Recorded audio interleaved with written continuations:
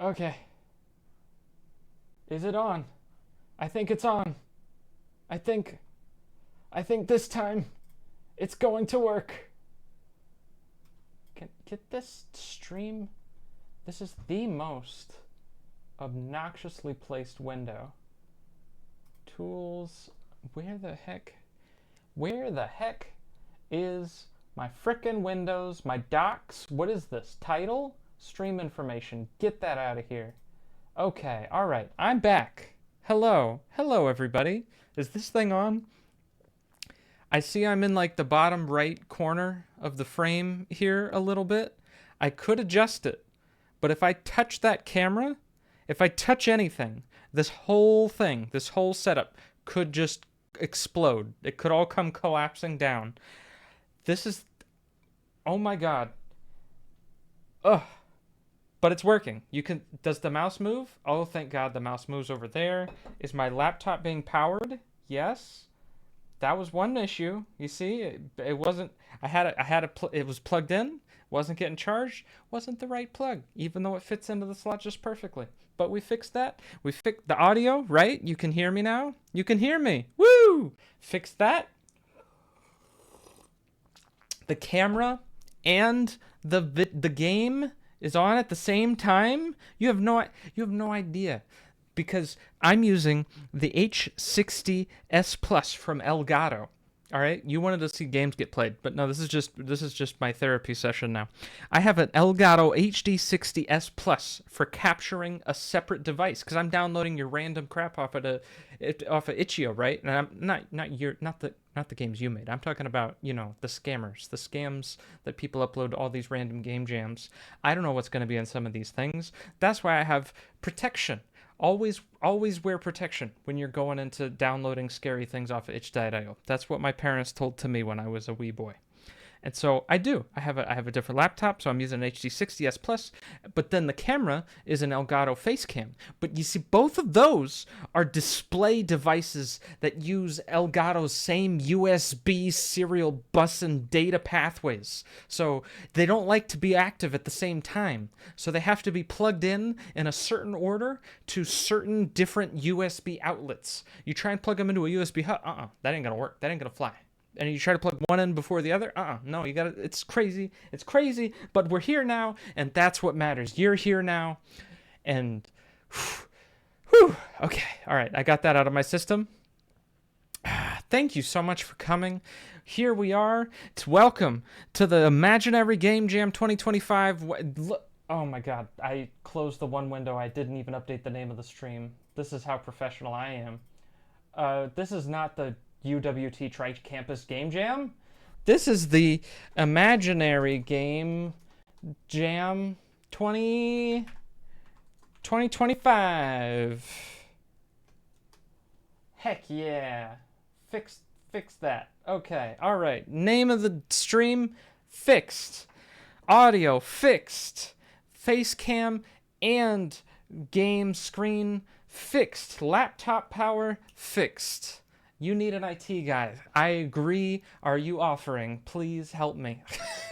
Indiana Certic, what's up? Welcome to the stream, and welcome everybody. All right. I have one final business, if you will, before we do this. I'm gonna go ahead, pull up here. Excuse the Microsoft Bing search. I know that's like gross and inappropriate for children. So here's what we got. I'm going to be playing through half of the games today. And then I'm going to be playing through the second half of the games on Thursday. 2 days from now, starting at the same time of day. I need to get better at looking at the camera. I'm looking at myself in OBS, which makes it look like I'm like a filthy cave goblin with sweet tooth hair. I should have positioned that better. Anyways, and as I go through these games, I will be look at the camera. I will be scoring them according to the following criteria. Theme. If you've been here from the beginning, then you would know that the theme of the Imaginary Game Jam 2025 is Fantasy Flesh Pit. And if you're curious why it's such a weird thing, well, that's on you guys, because you voted for it, sort of. You're half the problem, and then the Wheel of Wonder was the other half of that problem. I mean, it was probably more like a 20-80 split. The wheel gave us our own trouble. And if you want to learn all more about that, then you should go check out the "And the Theme Is" video, where you learn about what the theme is and what's that all about. But you know how game jams go. There's a theme. How well did you encapsulate the fantasy flesh pit theme? It looks like most of you guys decided to do the setting as a mix of fantasy and flesh pit, which is super awesome and super exciting. I cannot wait to see the weird sorts of game worlds that you've put together. But in the event that one of you have interpreted it in a different way, then I look forward to seeing what that's all about. The second category, and if you have any questions, if anybody has any questions about this as I'm going through this, just I got chat over here, so you just hello, feel free, share your thoughts. Okay. Second category, Gobby. Oh, my mouth is already breaking and we haven't even started. Gobbo and Furny friendship. So in the previous game jam from last year, we had a category for the Medic cameo. Medic is the mascot character of Meticulous. I got my shirt on. I'm branded, baby. And all you had to do was include Medic into your game. And the more fun and interesting way that you incorporated Medic into your game, then the higher you scored in that category. This year, it's a little different. You still need to have Gobbo and Furny in there, characters from Rogue Climber that you can see up here, which, by the way, if you haven't added it to your wish list yet, you should totally add it to your wish list. You see where it says like follow? You should do that one too. There's a follow button up there. Don't hit the ignore button. Ignore that button. That's why it says ignore. But follow the follow button. That's why it says follow. So do that. Add it to your wish list. It'll make a huge difference. It'll make my day. Please. Thank you. So in this one, Gobbo and Furny, enemies from Rogue Climber. You can see Gobbo up there in a Steam capsule. They're broskies. Why? What? No ads. No ads on my fireplace. Get that out of here. I'm so scared to hear. I can't bring myself to possibly disable my camera. If it goes off, it might not be coming back. But I will be fixing this fireplace. So help me. I've paid for a YouTube Premium subscription just so you guys wouldn't have to watch ads play behind my sweet tooth flaming head. And by Jove, I will defend your rights to my death. Okay, Premium fireplace engaged. Are you ready for this? Boom. Look at that. Oh my God, it's like it's real. It's like it's right there on the screen. Okay. So, anyways, enough sidetrack. Gobbo and Furny friendship. How much of a bro are Gobby and words. Gobbo and Furny. I mean, maybe you do like a Transformers thing and they fuse to create one perfect entity, Gobby. I don't know. That would be a pretty high ranking on the Gobbo and Furny friendship. I'm honestly going to be disappointed if you guys didn't create any sorts of... What is it? It's not mega... What's the robots? There's the MC Frontalot song and All Formed Ahead. What are the robots? Where they formed a big robot body, and they're each a different body part? You know what I'm talking about. Anyways, I hope to see Gobbo and Furny hitting it up, chilling, relaxing, doing all cool things together. Third category, imaginative. So in a lot of these game jams, you get categories like addictive, fun, all that sort of stuff. I'm not just looking to make a bunch of little arcade games here. Arcade games are great. Arcade games are wonderful. But I want to see some creativity put into these games, right? And if you do cool, unique stuff, then big points in imaginative. Gestalt. There's a lot of different hats that you got to wear when you're making video games.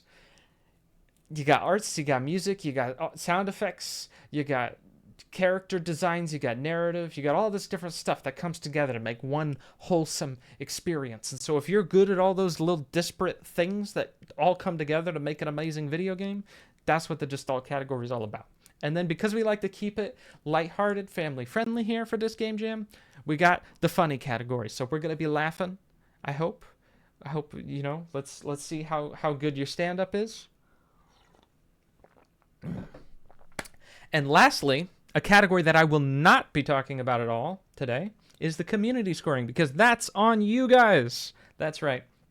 You will be voting for the community scoring category. Don't go away. Come back. And the way that you do that, if this is your first time participating in a game jam, I don't think I can see it here, but because I'm not currently logged in on this account. But yes, if you were to be logged into your account in which you submitted or contributed to a game, then you would be able to rate this game here on the submission page in the submission tab under Imaginary Game Jam 2025. So if you haven't had a chance to play through the games yet yourself, then you totally should check them out, because I'm sure everybody who worked really hard on these games wants you to check out their games as much as you would like them to check out your games. And if you're feeling super generous, leave a comment, because getting comments and feedback on these game jams is enough to warm any game dev's heart. Awesome. I don't need 2 tabs of this. I'm terrible at tab management. If you could see my tabs on my main monitor right now, then people would be running in terror. That's why I have a separate laptop, so I can protect my weird goblin habits. Cool. So, that's the categories. I will say that I'm not going to be specifically announcing scoring today. That's not what this is about. I am going to be taking some notes. So let me go ahead and pull up a little Excel spreadsheet over here so I can take some notes to know which games have gotten played today. Cool. Everybody likes a good Excel spreadsheet. Where's my spreadsheet gang at? Spreadsheets are so cool. Okay. All right. Have I made myself completely unrelatable yet? If not, then we're just getting started. So you guys got a lot to look forward to. Okay. All right. Oh, look at that. Welcome to a fertile feminist and Tyler Jackson to the Discord server. If you're not in the Imaginary Game Studios Discord server, you totally should be, because that's where we talk about all this cool game jam stuff. And where we'll be doing lots of more fun events like this in the future, where we announce the streaming times and all sorts of cool stuff happens in that Discord server. So you should join it. It's in the Twitch description below. I got to get better at pointing, because the camera, I don't know if it's flipped. What? Anyways. So, I think we're all good to go. Any questions? Any thoughts? No? Maybe? Yes? Am I alone in here? I'm so thirsty. So, just like we did last year, to keep things fair, I am going to be randomizing the order that we play through these games. How much is it bothering you that I am not centered in the camera? Because it's bothering me a lot. And I feel like if it's bothering me, then it must be bothering somebody else too. Please don't die, camera. There. Is that better? I want to be here, so the camera needs to... Don't die. There. Look at that. I should have been here the whole time. Okay. Now I'm a professional streamer. Do you love me now, Dad? Okay. Not on my side. All right. How's it going, Tahara? Tahara? I want to say Tahara, like it rhymes with... I was going to say it rhymes with the Sahara Desert, but then that didn't work. Tahara. Sahara? Sahara. Tahara. Huh? Yes, Tahara. It's text. So, we are not going to be playing the games in the order that they are presented on the screen. I know, it's crazy, right? You have all these different ways to sort, and we could be sorting by ratings or karma or popular or whatever. I don't like popularity games. I don't like popularity contests. The internet is already enough of a popularity contest. We don't need no more of that. So we're going to be sorting by random. And you'll see when I click on this button, I said when I click on this button, all of the games will be jumbled up. So this is for demonstration purposes, but I'm going to click on this button in an official manner, and then I will not click on that button anymore. And that, whatever the order the games on the screen will be the order that I play them. And the gist of it is that I'm going to play through half of them today and half of them on Thursday. We have 19 entries. I want to say I went through and not all entries are qualifying. So we're probably going to be playing through 6, maybe 7 games today. All right? Cool. All right. So, are you ready, folks? Are you going to count it with me to do the official randomization? Get your snare drums ready. All right. Without any further ado, we will randomize in 3, 2, 1, go. Excellent. The order is in.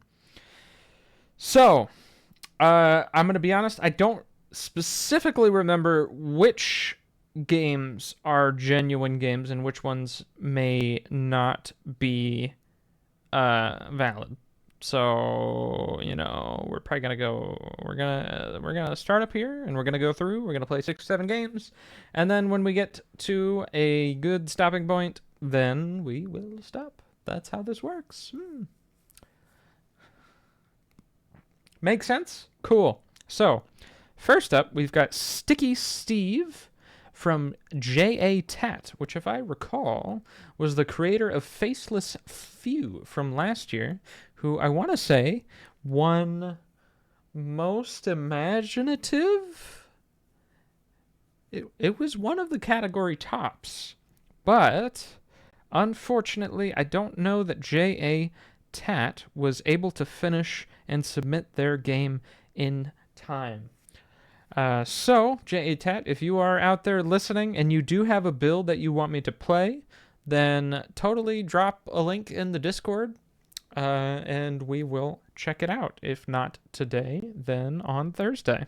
Because even if it wasn't qualifying to the official Game Jam capacity, I'd still love to see what you guys have been working on. And that goes for everybody out there. If there's anything that you worked on for this Game Jam that didn't end up into a final project that I'm going to be playing today or on Thursday, share it. Let me see. I want to know. I want to see what you've been doing. Come on.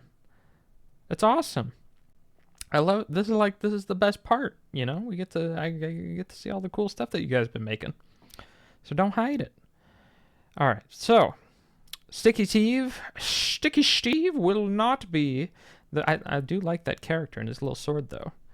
Volume 157, Belly of the Beast. See, there's something going on there. I want to know more about the adventures of Sticky Steve and how he comes into contact with Gobbo and Furny. But anyways, we will be moving on to our first game of the day, Roped In by Beloy, a physics-based Gobbo carrying game. I just have to say I love these characters. I love this art style.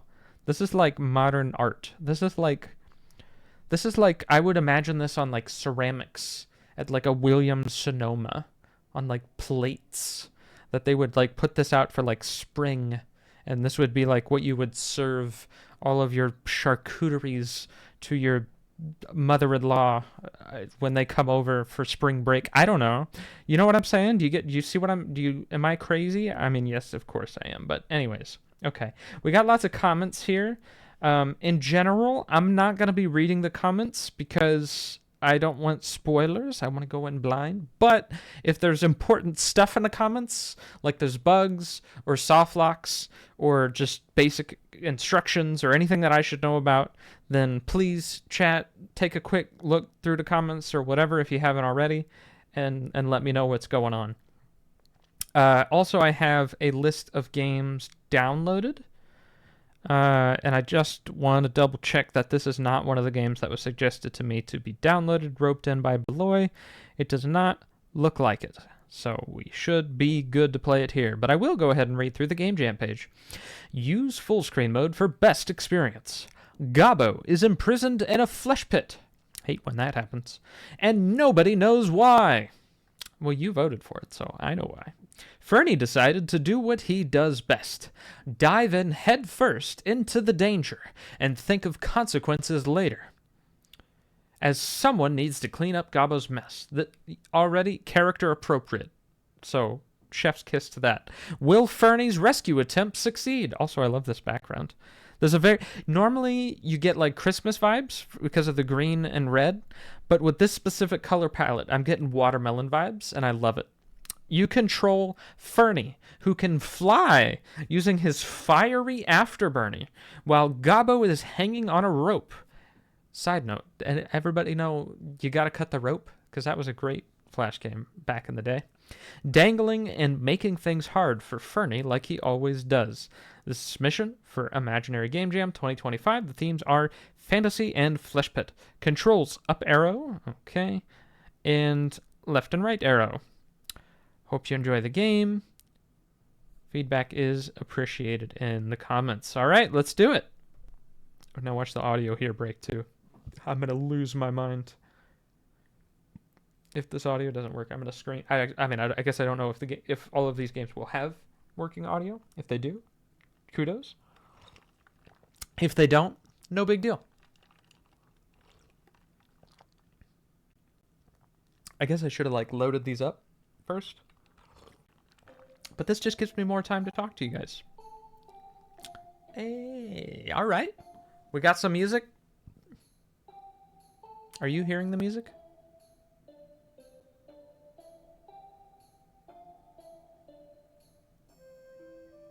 It's coming out of the laptop and not through... Oh, why is it not working? I swear, I promise to you, I tested this. Why do I test things if they're not going to work anyways? Do I dare unplug this? Maybe I can select audio outputs here. Let me see if that's a thing I can do. There we go. Ah! Aha! With the power of technology, we solve all of our problems. Oh my god, and by doing that, I now appreciate that this jam has been lo-fied. Yes, I hear the music, but do you hear it better now? Is it too loud? Too quiet? Too epic? Just perfect. Can we make this like big mode?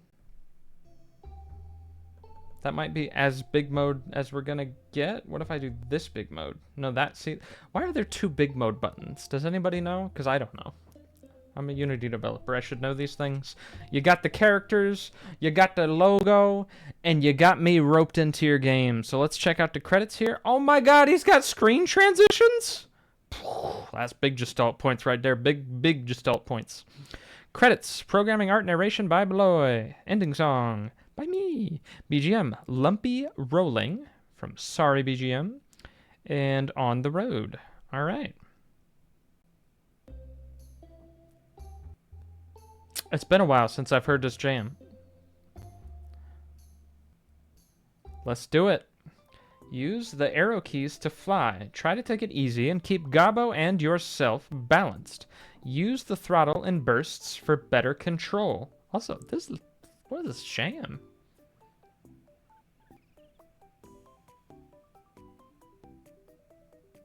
Ooh, this is like jam. There's like stuff going on here.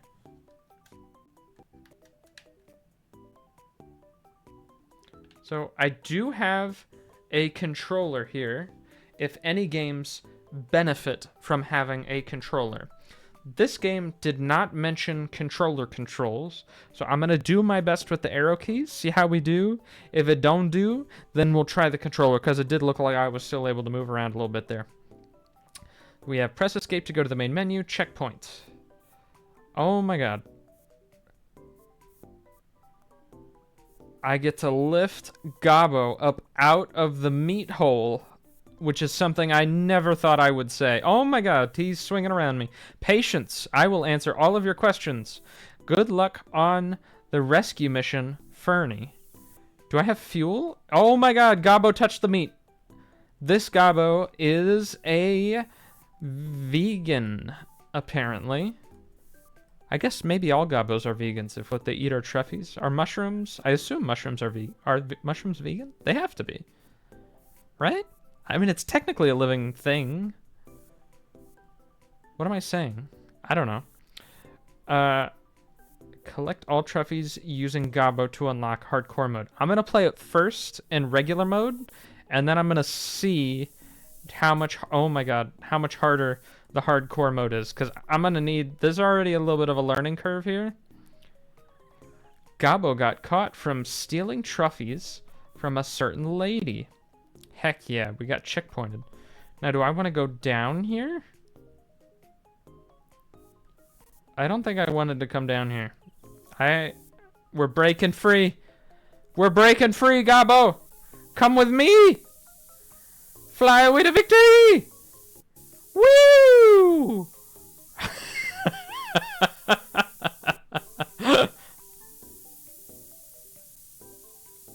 Yeah! Oh my god. The screen is blacking out. What have I done? What have I done?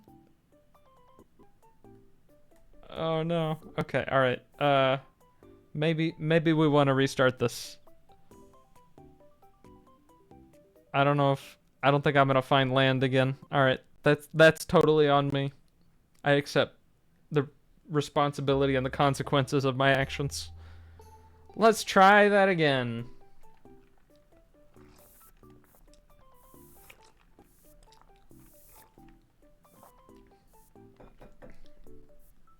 I love this concept. I love the cutesy art style.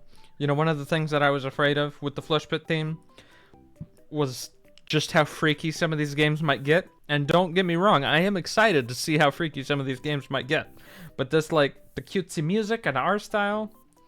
Whoa, wait.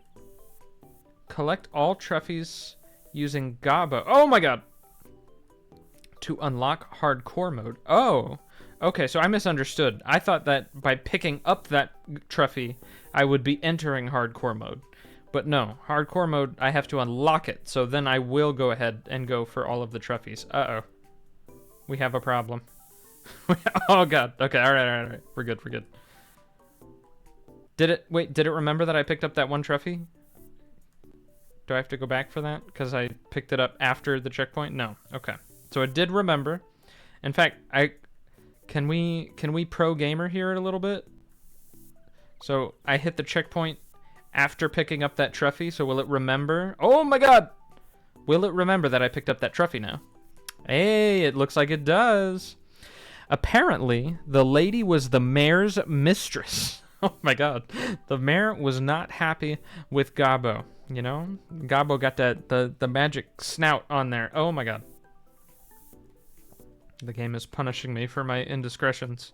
Like Gobbo has been punished for his indiscretions. Woo! Okay. So the mayor imprisoned Gobbo in his flesh pit. He just has one of those in his backyard. This game was so great. I like the game. Good. Because I like it too. Did you beat the hardcore mode though? Ow. The flesh pit is the mayor's hobby project, his magnum oh my god,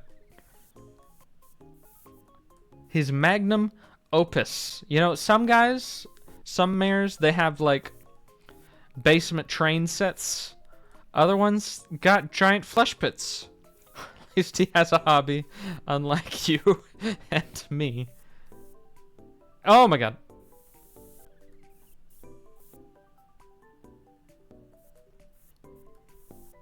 I have to say, not having a fuel meter takes this from being a stressful nightmare to just being like a totally chill relaxed, like just I'm in it, you know? Like I'm here for this. Riddle me this, Furny. Who roped in whom? Actually, is that Tahara? Is that the correct use of who and whom? I have to go to my resident novelist. Is it you who roped in Gobbo, as Gobbo is dangling on a rope?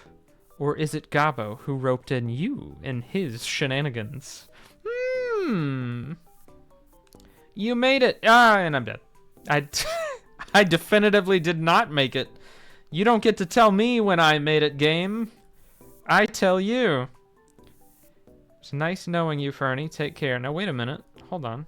What if I don't go in that exit? What if I go past that exit? Because if it was me being a sneaky game developer, oh my god, Gobbo was going on a journey. I would totally hide another trophy past this exit. So I have to see if it's just me. Okay, it looks like it's just me. I am the sadist. I will accept this. Hey! You actually put it into the game. I didn't know if anybody was actually going to use the song.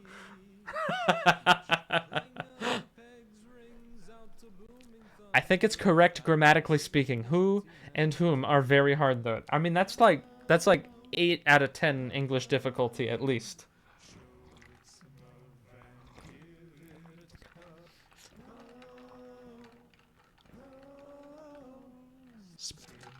Spin, spin.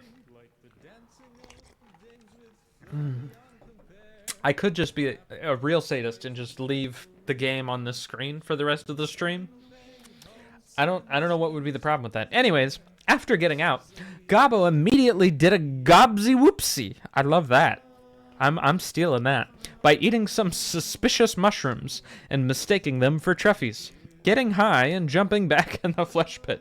Seems like the escape was a fantasy.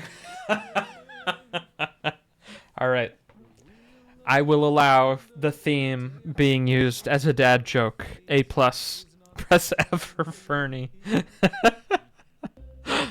Excellent work to... I should actually buy Beloy. This is phenomenal, but we're not done yet. There's a hardcore mode. I gotta see. What is the hardcore mode? Okay, it looks to me like the hardcore mode is oh my god. Can I go down? No, I only have up. It looks to me like the hardcore mode makes the meats a lot more compact. Oh no. Oh my god. Okay, this is hardcore. Hold on. I was trying to compliment the game for being a chill experience, but now we are entering gamer mode. Oh, did you see how I counteracted the trajectory of the Gobbo?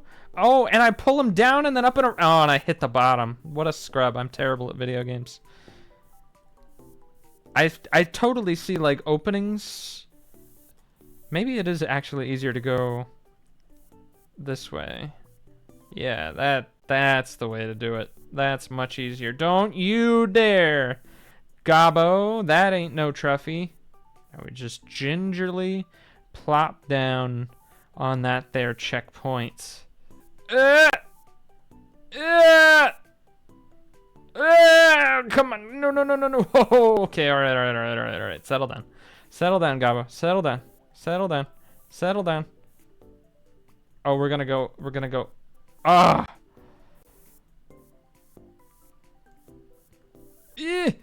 Oh my god. Okay. Alright. Like, you actually gotta, like, get your gob where you need him. Like, oh my god. Just, oh. I'm never gonna be able to recreate that maneuver. Or maybe I can, because I'm that good at video games. Yep. Just nice and easy. Okay. Okay. You know, if I had to make any one complaint, it's that this game is missing a nice splooshy sploosh sound effect. I want like a wet, meaty slap every time Gobbo or Furny bonks into one of these big old meat walls.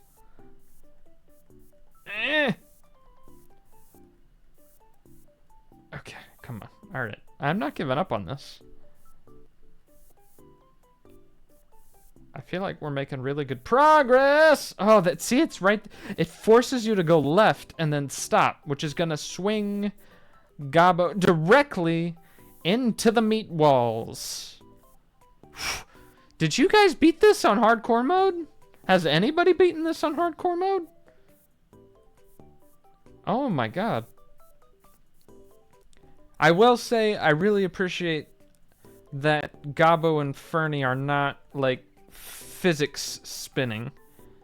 I guess Gobbo could totally just have a box collider, but even if it is just a box collider, it really helps my sanity to know that I'm not actually having to manage both Gobbo's position and his rotation. That would be like super hardcore mode. Yeah, we just gotta go real slow. Just real slow. Just nice and steady. Nice and Wagyu wins the race. Nice. Oh! And Wagyu wins the race! And got it. Never a doubt in my mind. I did not. Okay.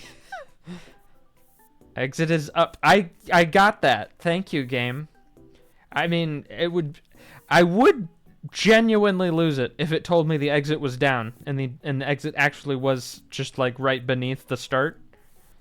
That would go back to the troll theme, but it would have been glorious. So, just, you know, notes for next time, Boloy. Cause see, you made it all the way up here and then you have to go all the way back down. Oh, I am not in the good spot. Let's not go that way. Whew. Yeah. Or a time limit? You want hardcore mode? Give me a time limit on here? Ugh. You really have to think like multiple steps ahead because the rotation speed of Furny is not that high. Oh my god. Oh my god. So you, like, if you're gonna have to go in a direction, you have to have like been preparing to go in that direction for like a full second. And then Gobbo's gonna pull me to... Yeah, so when Gobbo's gonna pull me to the left, I don't actually have to aim left. So like here, I don't have to aim left because Gobbo is gonna pull me. Pull harder, Gobbo. Oh my god. Oh my god.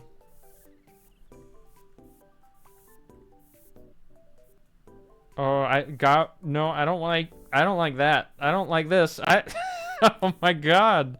This is so hard.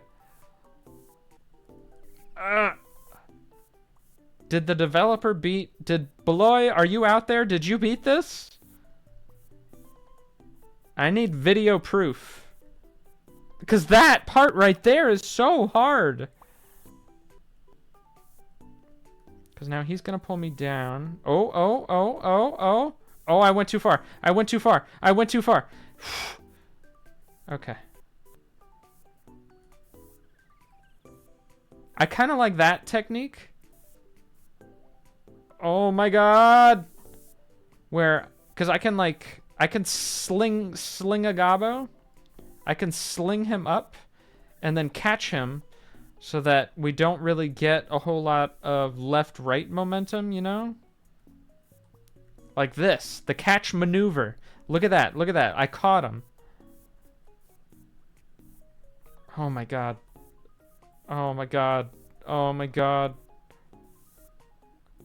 You have to be so precise. Okay, okay. Wait.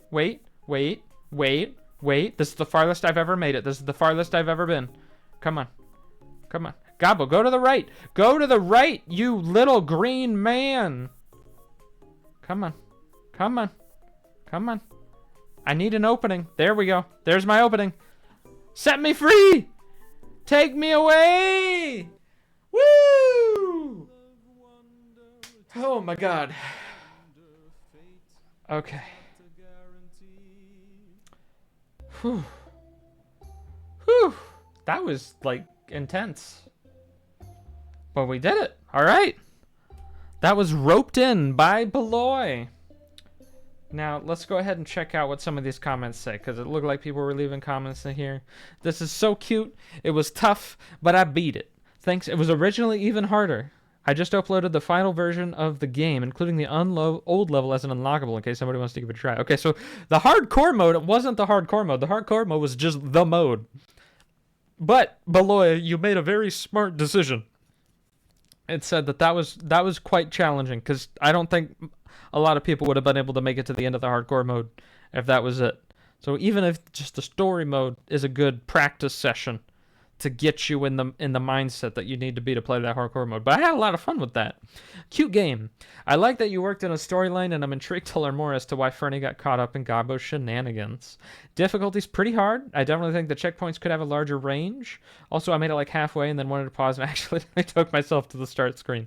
I wouldn't worry so much about feedback like that in Game Jam games. I mean, the UX, as a former UX designer, I appreciate it 100%, but obviously spending a bunch of time on controls and stuff like that is all bonus. It's all bonus. Also a small feature, but I really liked using the Gobbo silhouette as the scene transition. That was awesome. I did love that. I probably give this game another shot because I'm curious to learn more about the mayor's flesh pit. Don't put that emoji after saying you want to learn more about somebody's flesh pit. Thanks for the detailed feedback. Extremely sorry that your progress got reset. Don't sweat it. This game definitely needs a pause feature, but I ran out of time to implement it. Should have warned about it in the description. I realized a lot later that the game became too hard, so I tried to reduce the difficulty by reducing the number of obstacles. Checkpoint range is a nice idea. I didn't think of that.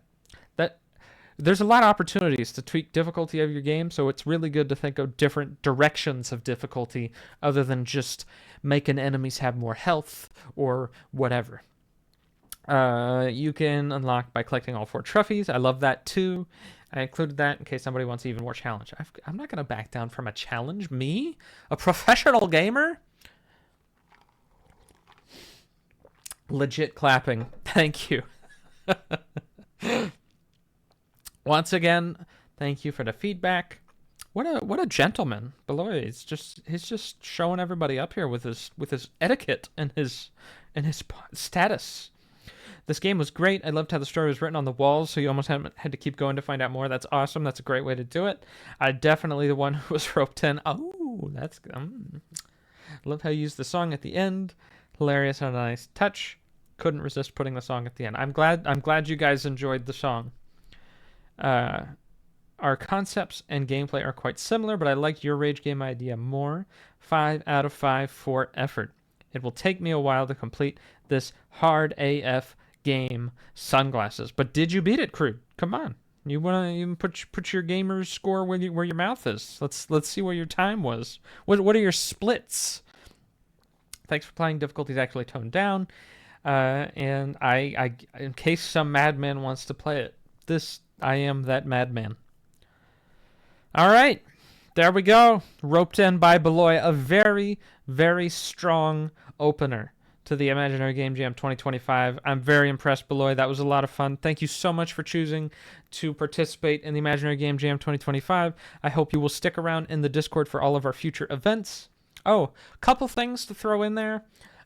Thing number 1, I'm probably going to be sending out a feedback survey, if not today, tomorrow, for everybody who participated in the Game Jam in one way or another, even if you didn't manage to finish your project, or rather, especially if you didn't manage to finish your project. I want to know about your experience, how it went, how I did, if there's anything that I could do to make your jam experience better for next time, all that sort of stuff. Second order of business, we're probably looking at doing some more Game Jam events in between imaginary game jams, right? So we got the big summer palooza, and we're looking to do some more Game Jam stuff between now and the next one. So if you're thinking that, oh, just tuck this away in the back of your mind for next summer, no. There's gonna be more stuff happening. So make sure you're in that Discord. Don't you tuck it away in some folder of 800 other Discords. I see you out there. I see you doing it. Don't do it. Don't you mute us. Don't. Yeah, I'm very particular with my pings. I only do it in important big announcement times. Anyways, you're not here to listen to me self-promo. You're here to watch me play the Blight House. Or if we wanted to get technical here, this could be the Blithus. The Blithouse. From Acid Pop, keep the light on to help the Sea of Souls. Now, I just have to say it. I love all my children equally, but this thumbnail does a good thumbnail. I like this thumbnail. That's a good thumbnail right there. I'm about this thumbnail. This is good stuff. We even get a taste of Gobbo and Furny. Oh my god, I don't want to look at this anymore. This is too amazing. I want to see it in the game. All right. Let's go to the page. You are the keeper of the Blight House, a lighthouse made of flesh and bones. I mean, look at that thing. That thing is amazing. I love that. It's like claymation, but more metal. Its purpose is to guide the way for the Sea of Souls. Your goal is to keep the light on as long as possible by using the Tears of Souls as fuel. You need to press E on the crawling souls. Okay, you got that? You hear? You need to do it. So if I don't do it, you call me out on it. All models, textures, animations, even the font was made by myself. You made the font? Are you kidding me? That's amazing. How do you make a font? I've never made a font before. I ran out of time for sound effects. I mean, you made your points back with making your own frickin' font. Get out of here with that. That's awesome. So, let's see where this one is, because this is one of the downloads. So we got the Blith House. And it's a Unity game. Don't sneeze. Don't sneeze. The internet will hear me. All right. Let's do it. Go. No, don't rename the Blight House. Let's play the Blight House. Run anyways.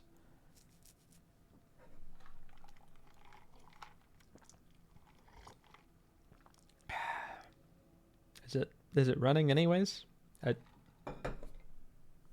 Hello? Hello?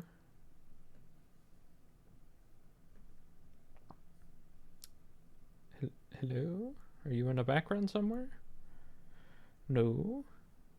Ah, there it is. All right, just took a minute. That's fine. We got the Imaginary Game Jam logo. Check number 1, made with Unity. Check number 2. Boop, boop, boop, boop, boop, boop, boop. You're watching this live, so I can't edit in the explosions this time. You just use your imagination. Yeah.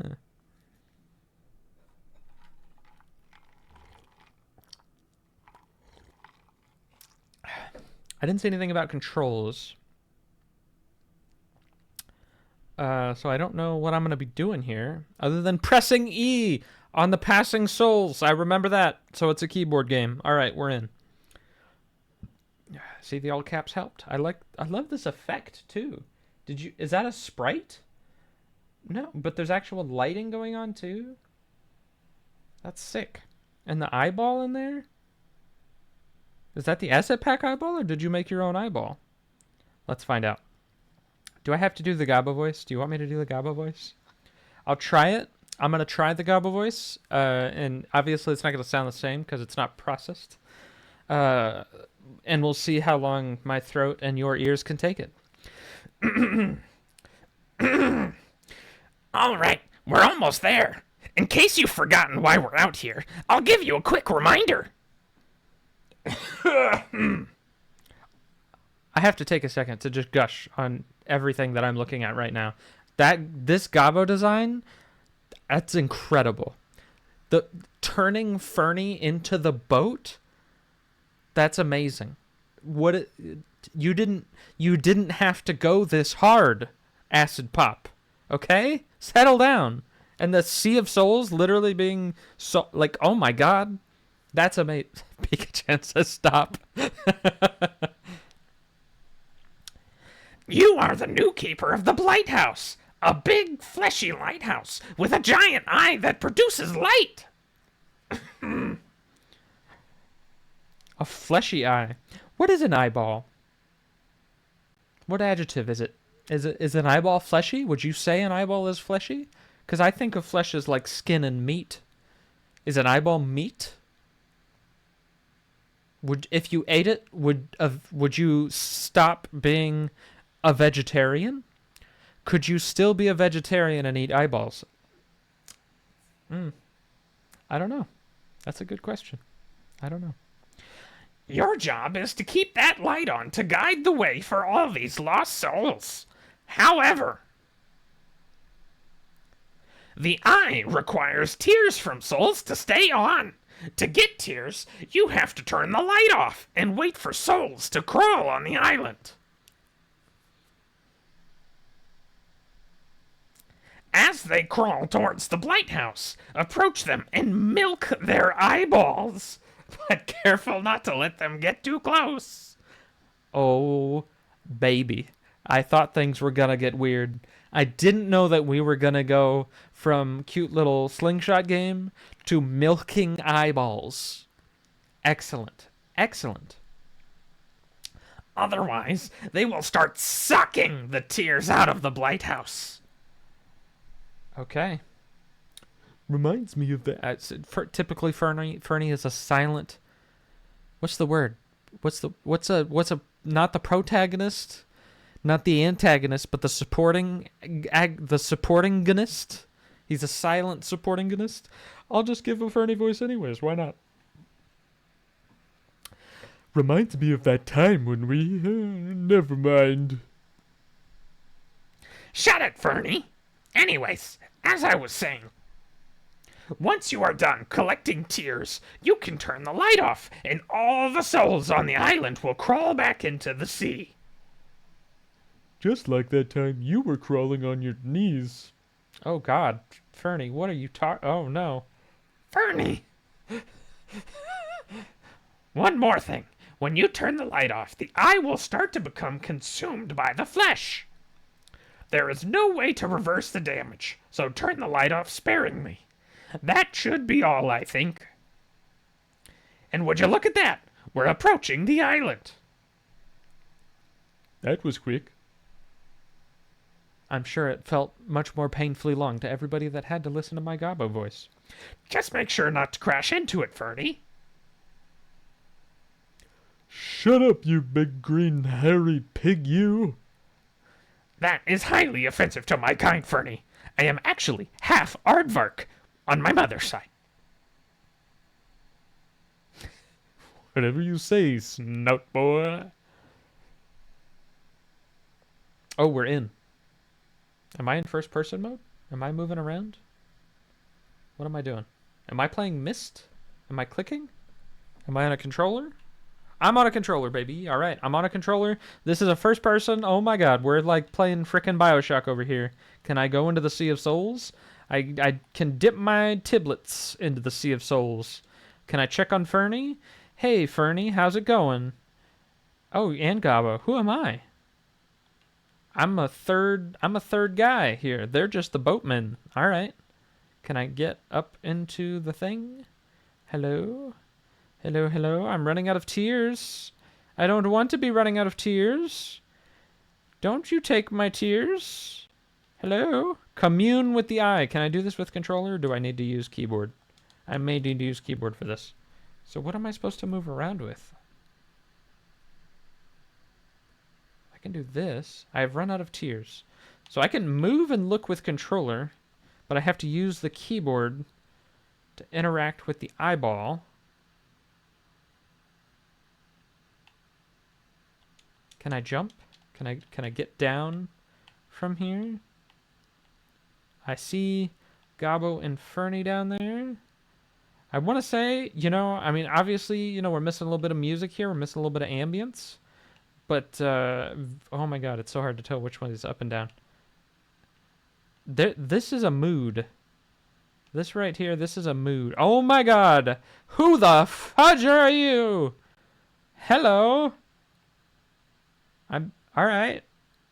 Milk the soul! Oh my god! I already milked. That's amazing. Oh my god, I love it. You didn't need to go this hard, Acid Pop. But wait, what do I do now? So I milked him. Am I supposed to am I supposed to go back up and turn the light back on? But I'm gonna run out of milk before I get back up there. Hello. I run out of tears. Eyeball man. I'm on day 2? Or is day 2 just the start of the game? Is there a fast way down here? Can I skip? I can hug the inside. So if I really gotta go fast. Oh god, where am I? Where am I? There's the door.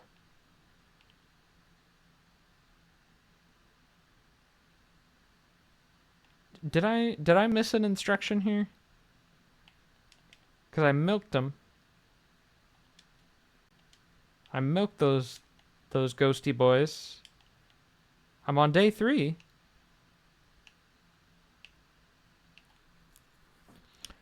Okay. Alright. Anyways. I've been having a good time over here. Let me actually pay attention to chat. Use the mouse and keyboard to move around.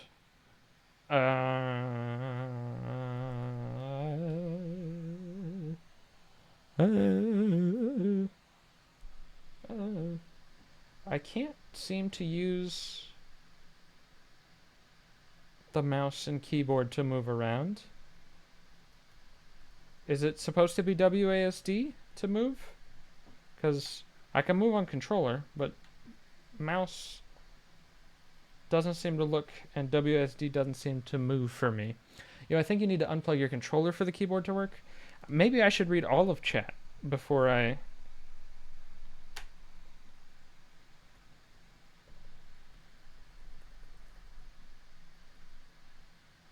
Let me Alt F4. Let me relaunch now that I kind of know what's going on to try with mouse and keyboard.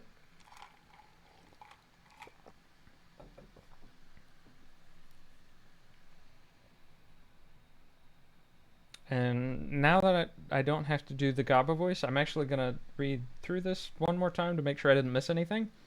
Alright, so we're the new keeper of the Blight House. Big fleshy lighthouse, giant eye, produces light. Got you, I'm with you. Your job is to keep that light on to guide the way for all the lost souls. Okay. Eye requires tears. To get tears, you have to turn the light off. Wait for souls to crawl into the island. Okay, alright. As they crawl towards the Blight House, approach them and milk their eyeballs. But be careful not to let them get too close, otherwise they'll start sucking them tears out. Okay, alright. Once you're done collecting tears, you can turn the light off, and all the souls on the island will crawl back into the sea.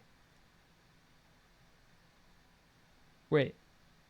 So I turn the light off, the souls come in.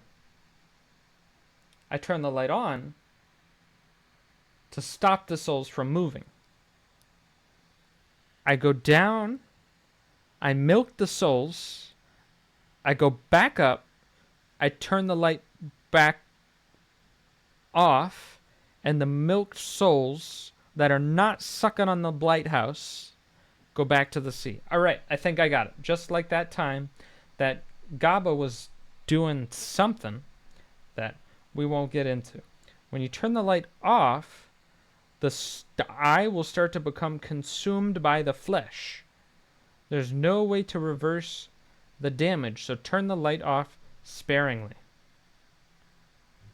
All right, all right. There's kind of a lot going on here. I kind of appreciate that. Let's see how this goes. Typo. Turn the light on, then they go to the sea. So I turn the light off for the souls to come in. Then do I have to go run down and milk them before they get to the thing? And then once all the souls that were gonna come have been milked, then I go back on, turn it on, and then they go away. And then once they've gone away, then I turn it back off to get new ones? Is that what's going on here? I'm gonna assume, yeah, alright, cool. And now I am able to do mouse and keyboard. I think it's just gonna be faster for me to like do one of these. And then commune with the eye. I love that verb. And then if I do it this way, then I don't have to do that. Whoa, whoa, whoa. Milk. Milk. Get milked. Milk. Milk. Milk 'em. Milk 'em. Oh no, I fell. I fell. Where's the thing? Where's the thing? Get him. Get him. Wait, that one's already milked. That one's already... These are the milked boys. Okay, alright. So now do I go back up? Whee. I do appreciate that it's a little dim, but I do appreciate that I have a light on me. Boom. So now, presumably...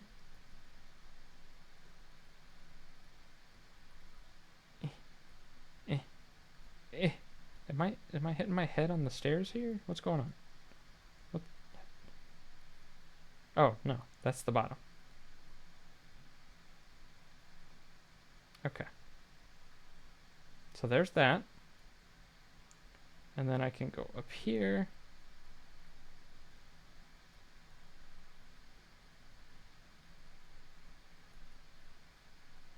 And then turn that off. And then I can come down here.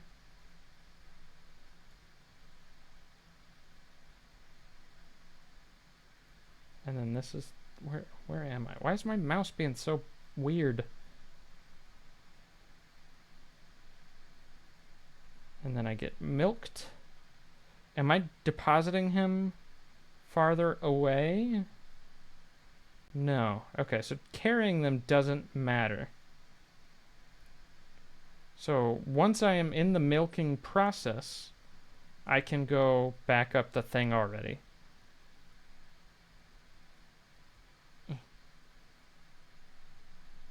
Boop.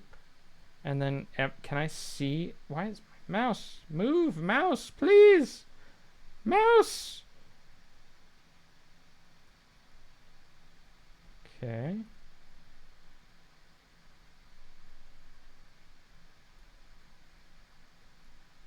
Nyom. Nyom. Milk. Double milk? No? Single milk. Double milk? Did I get a double milk? I might have gotten a double milk, or I might have bugged it by trying to milk one before finishing my other milk. It's a little dark in here. It's a little dark in here. Boom. Turn it on. I've run out of tears. The eye is being consumed by the flesh. That's not good. That's not good. Where? Milk. Milk. Milk. Milk. Already milked. No. Oh no. I must not have had it on for enough time. Goodbye, Blighthouse. Turn the light off, milk them, turn the light on, repeat. Gotcha. You can jump off the railing. You don't have to. I thought I tried that. Is there a jump? There's a jump. I thought I tried that. I swear I pressed that and it didn't go. I swear I did. I ain't fibbing. So I need to come up here. Boom, boom, and then go. Okay. All right. I'm in. I've unlocked the secrets of the game. Boom, Boom. Do I need to wait for one milking to finish before initiating another milking? That's what I need to know. Or can I dual milk? I got 2 arms that are made for milking. Alright, so I think I just saw one scurry away. So, have they been refreshed?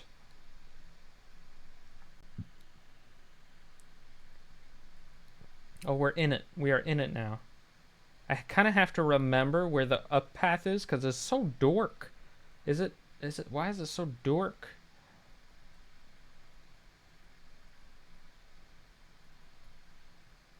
Boom. Got it.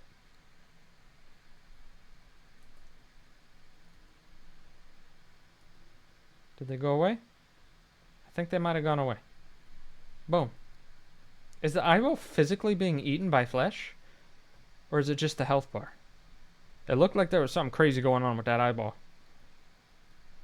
I did not notice that before. Did I milk it? I think I double milked. And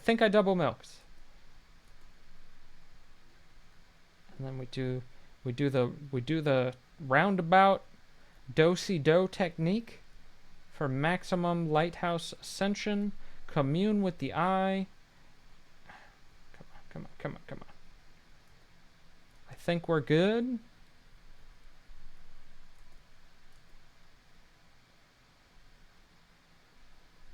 Milk it. So there's one milking. Maybe I'm already at maximum milk. Maybe I don't need to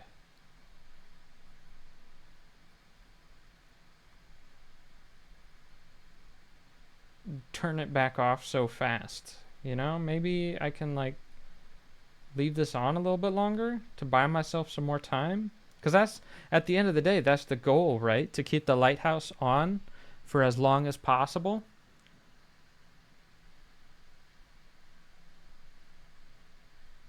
This eyeball is sick, bro. Look at this thing. That's gnarly.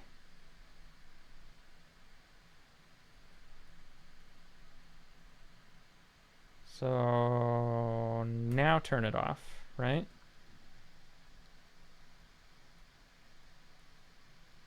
Boom. Get milked. So that's 1 milking. And that's 2 milking. Why is my mouse doing this to me? What have I done to deserve this?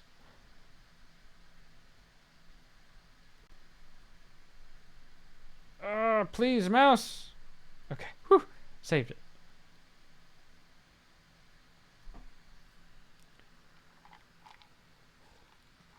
This is just like that movie, The Lighthouse, you know? Same exact thing. 100%. Now we can just kind of chill. I'll be honest, I didn't expect to have so much chill time in here, but this, you know, it's appropriate for the position. I am a master lighthouse keeper. So I'm going to try the double milking strategy. There's 1 milk, 2 milk. Did that give me double milk value? I don't think so.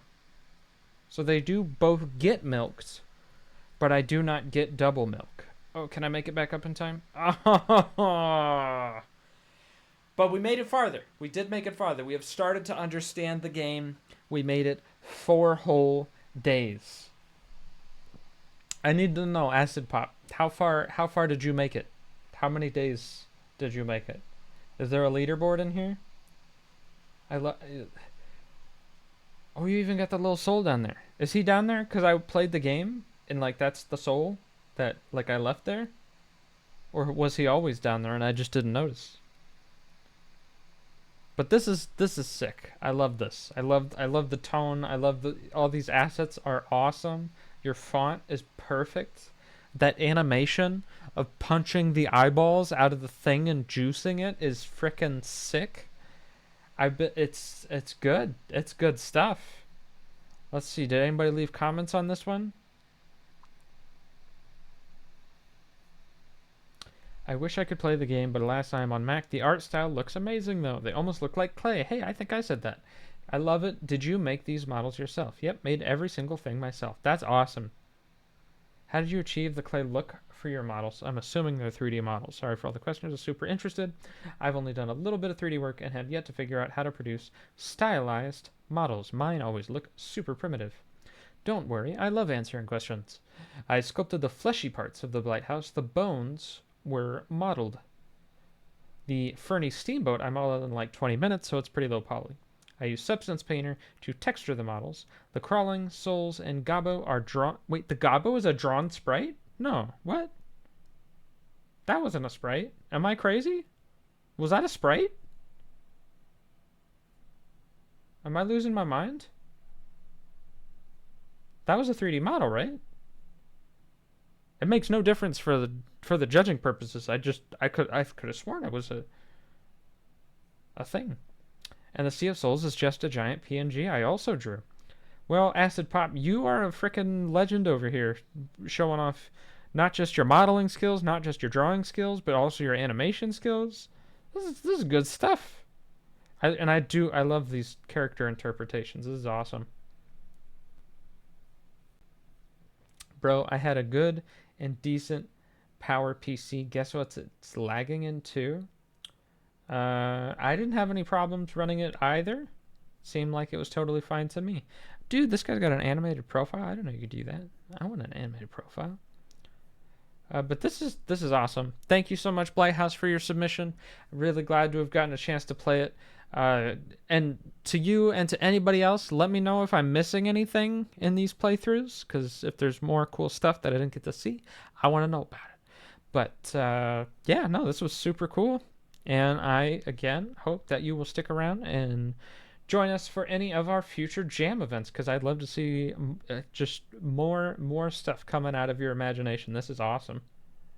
Look at that guy. Look at those guys. It's so good. It's so good. Okay. All right. That was The Blighthouse by Acid Pop. Moving on to game number 3. Flash Destroyer by First A. No image, no description, just game. Let's see.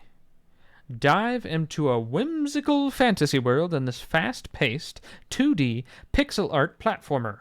Armed with agile movement and a powerful charge attack, you'll dash through danger with precision. Even got the blink dash mechanic thing going on. Precision, fast-paced platforming. You're getting a lot of points here for second up to Rogue Climber. You know, I can't lie. Which, by the way, if you haven't added it to your wish list, you should totally do that. Adding Rogue Climber to your wish list helps support do more game jam events like this one. So if you do, you're a legend. Thank you. Controls: WASD to move, space to jump, E to charge up, mouse to aim. I feel like I need to get like a better mouse setup if I'm gonna be doing mouse aiming stuff. Do I have? Give me just 1 minute while I go get a better mouse pad and set up here for that, so that I can actually be the pro gamer that I am for these games. Don't go anywhere. When we come back, we will be playing Flash Destroyer. Be right back.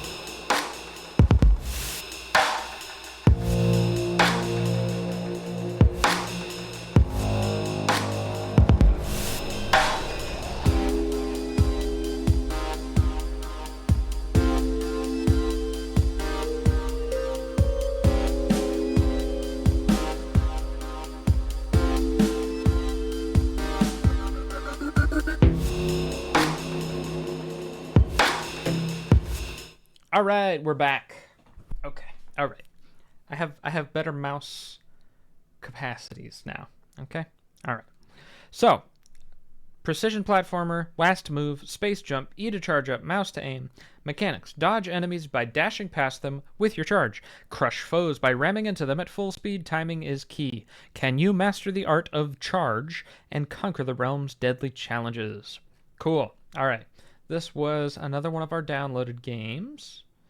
So let's go back. Flash Destroyer.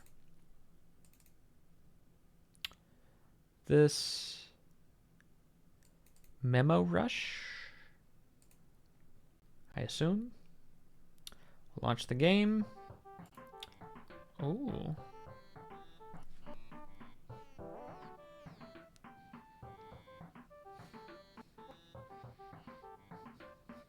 I love the start menu, not just because of the music, but because we have start level list setting, there's one setting, and the exist button.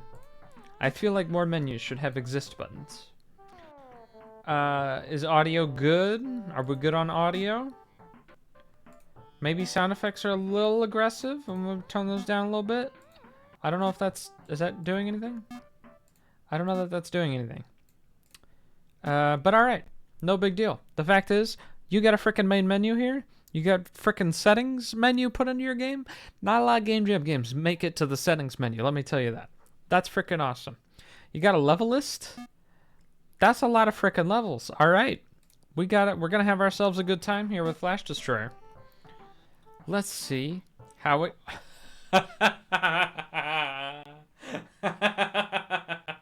Oh my god.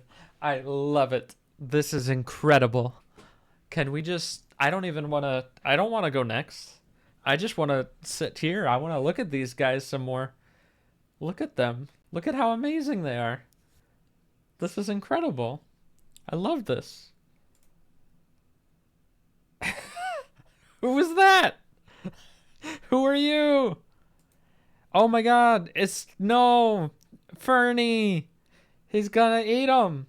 Is this the red guy from Five Nights at Flumpty's 2? Does anybody else in the world know what I just referenced? Oh no, not Furny. I'm gonna kick your... Jump into portat. Portal? Portrait? Jump into something. Hello. Oh my gosh, it's Gobbo. Oh my gosh, they have voices. Oh wait, it's just going. No, stupid, look, are you oh my god, it's so fast. Bro, you should revenge for me now. No, don't worry, bro, I got you. I gotta kick butt, that little buddy. You should know you should know how your hidden power first. And I'll let you explore with yourself. Good luck. Whoa! Alright. I was not clicking anything. It was just progressing in that dialogue. So if anything was happening. Oh my god. Ooh, uh-oh. Got a little bit of lag there. We got wall jumps. We got double jumps. Look at these animations. Can I get up there? Is this like Mario where... It is like Mario where the longer I hold my jump, the higher up I go. Oh my god, it's got an animated flesh wall? Look at that. That's so cool. What's note? Note. Message from Furny. Oh, I forget you're stupid. So you can press E to charge a shot while you're flying in the sky to form a ball. You can use it to form an enemy, or to defeat an enemy. Oh, sick. Whoa.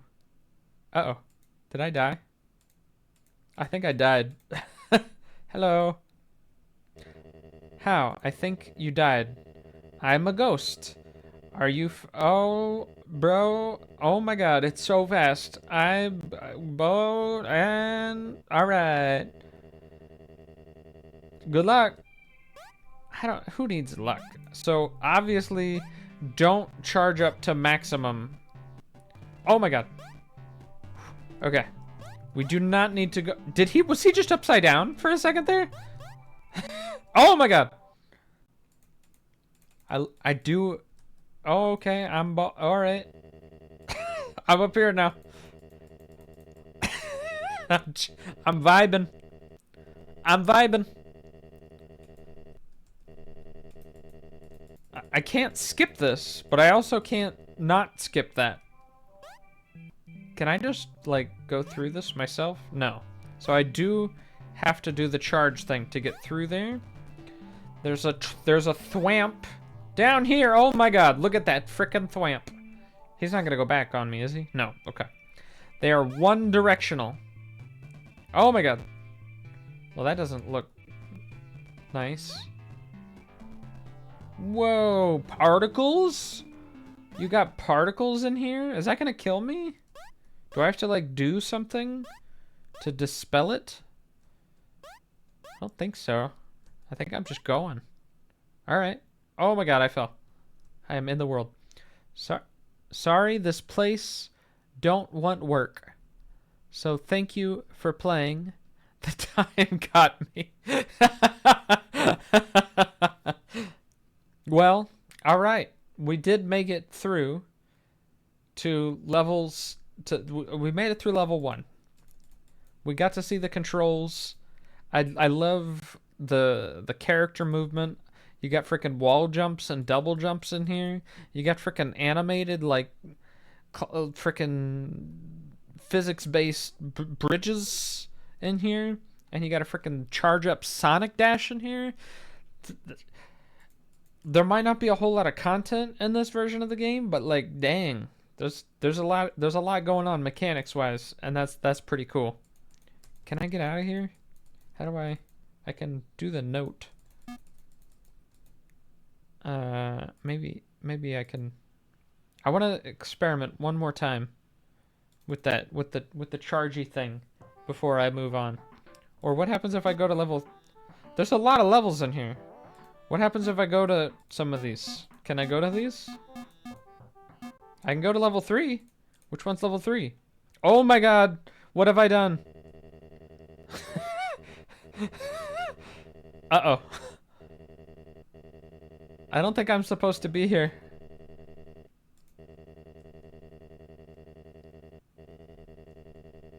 Oh my god.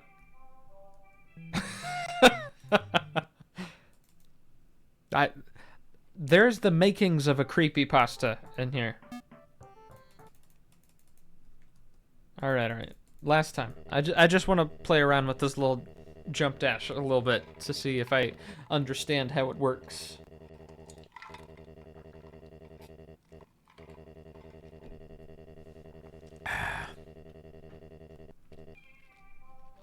So you jump, and then you can charge it up in any direction. And then you let go. But do you see that? Where, like, there's acceleration there. Uh-oh, did I run out? Look, what is that? What was that? I did not go right. He just went right. Like, look at that. Oh my gosh, look at that.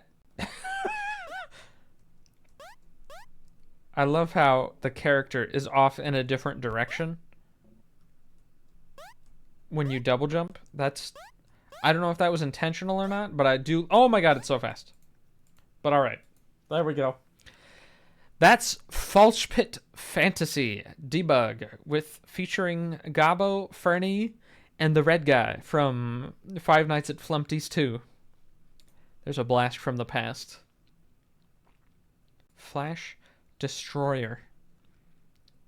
But there you go. That was Flash Destroyer by First A.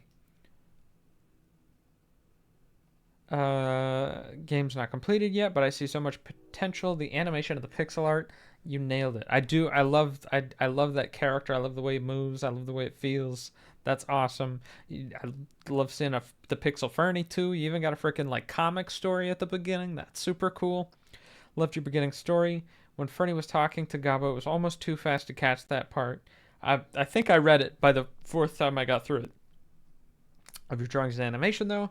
Thought it was cute. Loved the mechanics of the ball charm smashing through the walls. Overall, great job. Thank you so much, First Day, for submitting your game to the Imaginary Game Jam 2025. Even if you weren't able to get all the content in there that you wanted to get in there, we got a really good taste. We got a really good taste of the action of what you were trying to create, and I appreciate that. That was pretty cool. I like it. I like it. Okay. Next up is Kindling by State of Flux. Defend warmth against a world gone cold. There's something going on here with this thumbnail. It's a little spooky. Maybe we got some kind of horror experience. Nothing screams imaginary game jam, fantasy and flesh pit, quite like a horde of bloodthirsty Christmas elves. That's not true. I scream it like that. Imaginary game jam. I'm not gonna do the whole thing, but you get the joke, and you're all laughing hysterically now because I'm so funny. I'm just gonna put myself at the bottom of that category now. Quite like a horde of bloodthirsty Christmas elves trying to snuff out a living furnace that lives off pinecone flesh. Pinecone flesh, yummy. In Kindling, your only goal is to survive the longest night of your life. Gather pine cones, repair the cabin, launch fireballs of... I really like the font. It is a little hard for me to read. Can I zoom in on this a little bit? There we go. Launch fireballs at waves of twisted holiday horrors, and whatever you do, don't let Furny go cold. All right. Was this a download game? This was a run game.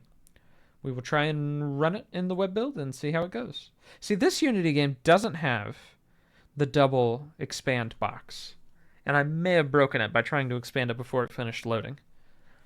So why do some of them have the double? What's up with that? That's weird. That's weird. I may have broken it by trying to expand too early. Maybe I'm just going to go ahead and refresh this real quick. And I'm not going to touch anything till the game finishes loading. While we wait, how's it going, everybody? You having yourselves a good time? Having a good evening? Having a good stream? Having a good Tuesday evening, morning, afternoon, whatever time it is in the world and part of the world that you inhabit? Always. Which, you know, I really like to take time to fill in these silences by just talking about how cool of a game Rogue Climber is. Because if you haven't added it to your wish list, you should totally do that. I would be eternally in your debt should you be so kind and generous to add Rogue Climber to your wish list. Did I mention it's only $6.99? $7.99, $8.99. It was $6.79, but now it's back up to the full price of $8.99. I know I'm real hustling you with that price tag. Anyways, Kindling. Love this logo. This is like 90s gothic aesthetic or something. Ooh, and you got like a jam going on. This music is giving me Gauntlet Dark Legacy vibe. With like the harsh attack wobbly piano going on. I like it. Credits made during the summer 2025 Imaginary Game Jam. Hey, there we go. How do I get out of here though? Uh-oh. Can I go back? Uh-oh. Do we live here now?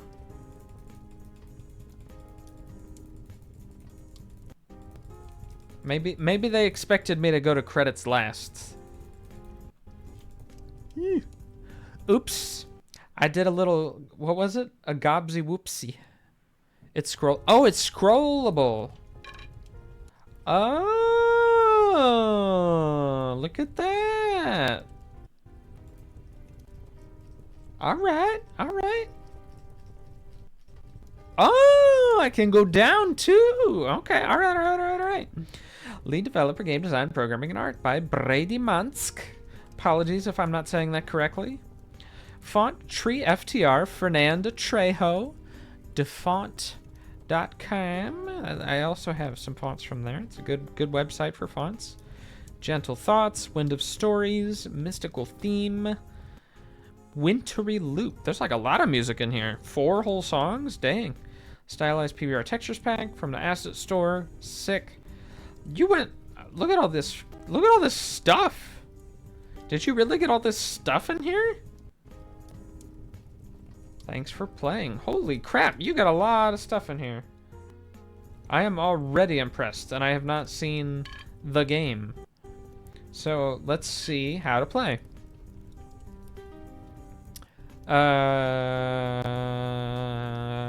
Alright, so pause is escape.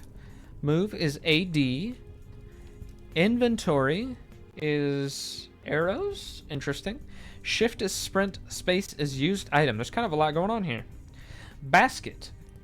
Collect pine cones to feed Furny. Hammer. Repair house walls and smash presents. Am I smashing presents or are the Gobbos smashing presents? Am I a Gobbo? No. Fireball shoot to fend off the elves. Pine cones feed Furny to stock up on fireball. Survive until 6 a.m. Oh, so this is just straight up.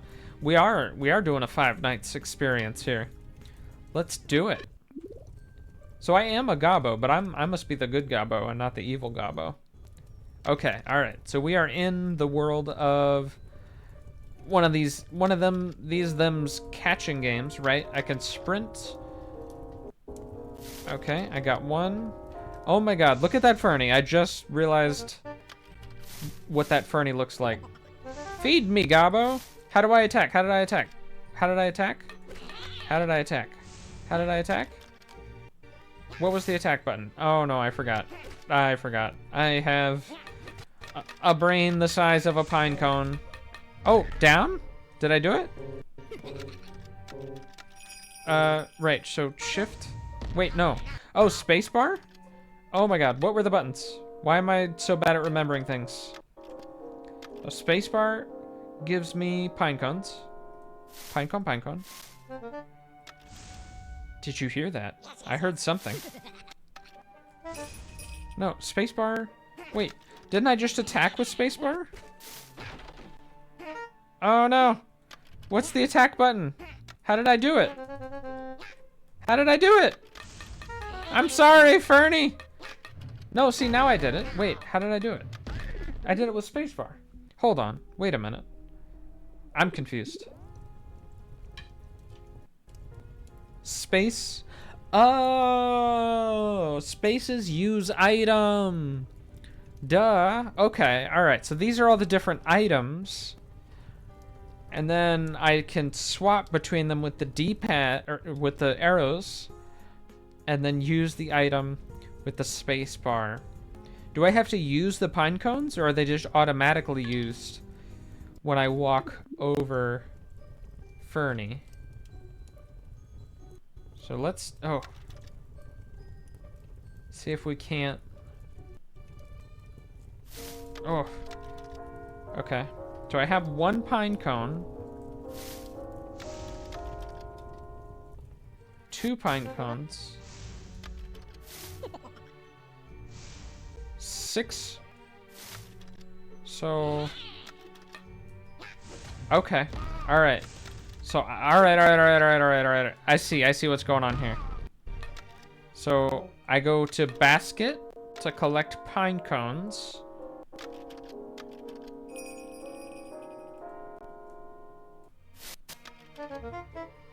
Feed pine cones. Now I go hammer. Oh my god, what is that? What is that? No. No. Get them out of here. Alright, it takes 2 fireballs.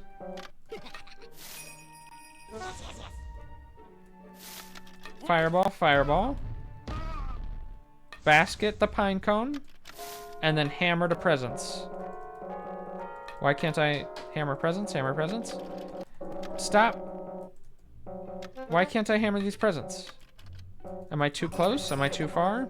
I don't know. Oh, I can fireball those presents. Okay, alright.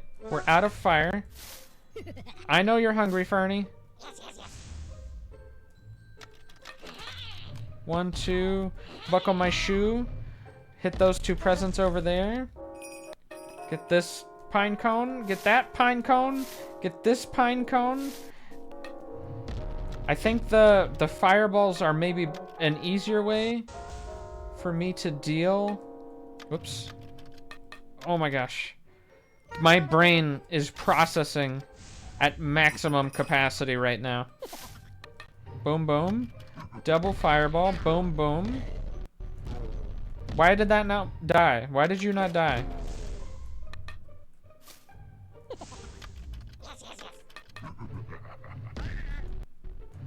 Maybe I have to like wait. Maybe there's like an iframes period, so I can't double tap. Can I presence you? I can sometimes do the hammer, but not always. Can I get in that? Get. Yeah. Boom, boom. Oh, look at these pine cones. Boom. Oh my god, that's so many of them. I double tapped that time. Crunchy on the outside, sappy on the inside. I love these.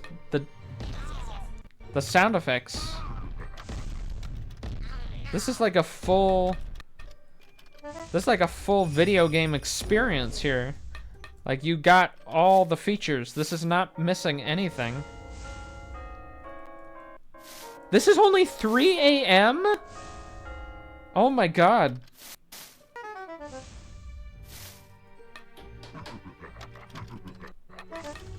Boom. Boom. Boom. Boom. Boom. Boom. Boom. Boom. Boom. Boom. Get him. I have so many fireballs saved up, but I have a bad feeling that I'm going to need them. Don't get into the house. What do you mean you're already into the house? Didn't it say I can repair?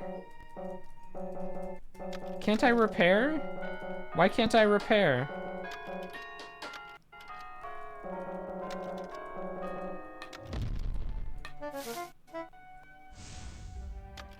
I don't even have a roof anymore? 4, 5, 1, 2, 3. Oh, but I'm hitting the presents now. Maybe that's what happened. Maybe I hit presents last time. Oh my god. Oh my god. Oh my god. No. 1, 2. No! Basket. I need more fire. I need more fire pronto.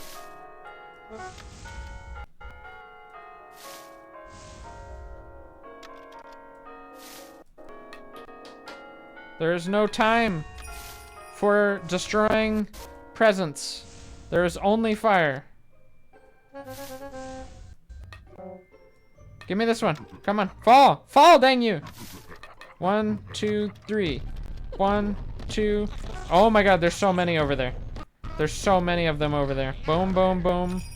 Boom. Grab. I'm just going.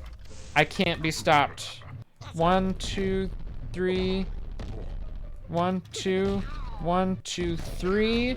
I'm having to like count out my fireballs in advance. He's coming. What does that mean? What does that mean? Oh my god, it's evil Santa. 7? Is 7 fireballs enough? Oh my god. Please, no. Please, no. Did I do it? I did it. I killed Santa. I'm a hero. Woo!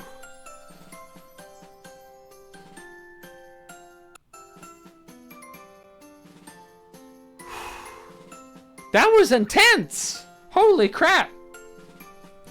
You survived. Merry Christmas, you maniac. Oh my god.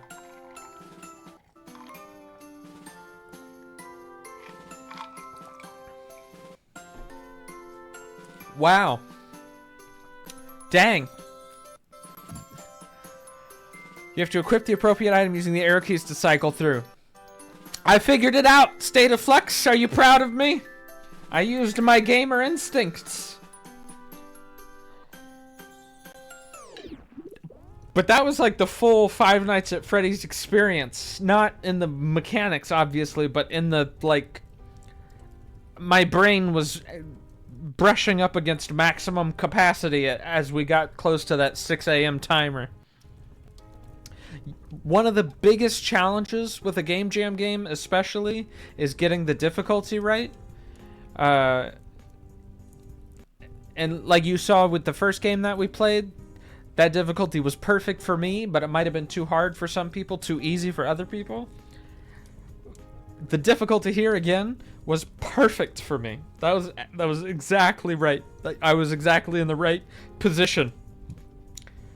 As a game developer, if you see somebody winning at like the last second with the last bullet they have, oh, excellent. I don't know how calculated that was, but I'm going to do the benefit of the doubt and say that you completely planned that from the start. Excellent work. And you got the screen transitions. They're not gobbo shaped, but they're screen transitions, which is sick.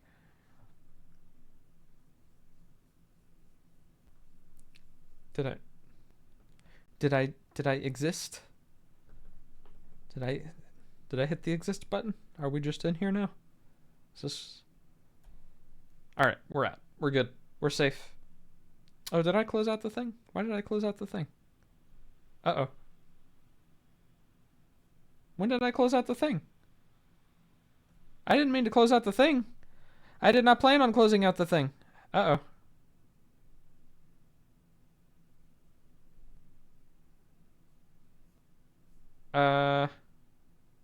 Whoops. How did that happen? That's not supposed to happen. Okay. All right. We can fix this. I'm just going to have to go back into the stream history. Can I do that? Why can't I scroll? What? What? Why can't I go back in time in the stream? Is that not allowed anymore? Can you not do that here? You can do that on YouTube. I was I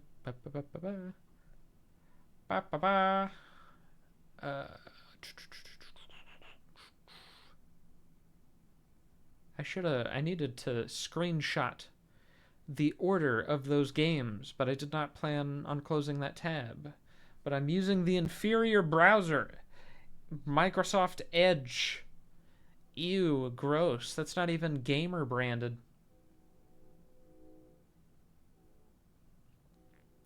Thanks. I had a lot of playtesting to fine-tune the difficulty.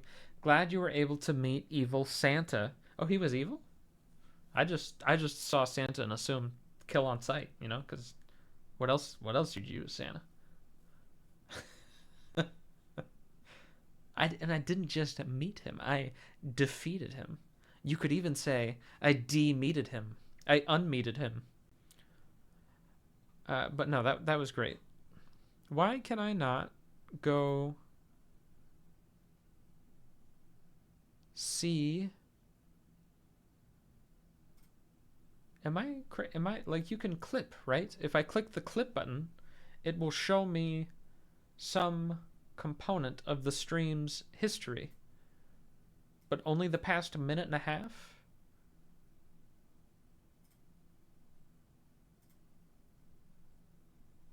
Am I insane?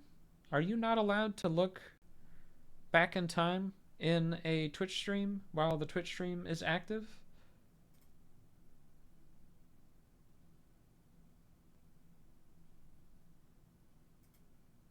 I feel like that's a thing that you should be able to do, but I'm not being able to do it. I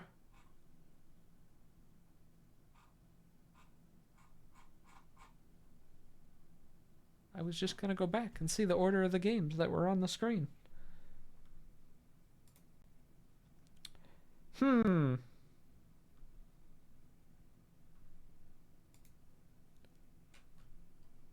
Well,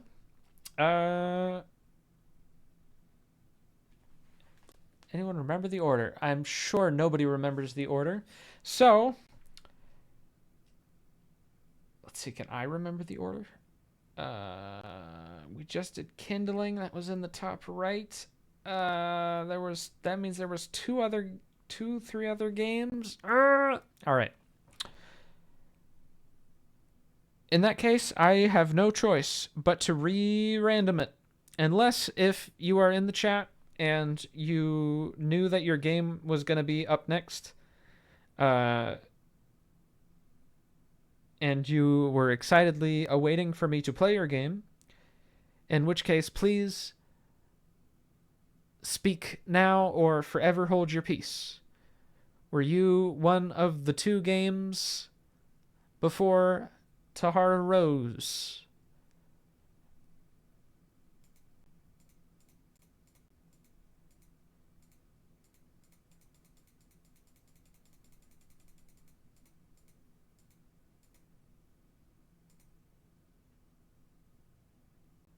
I am seeing silence.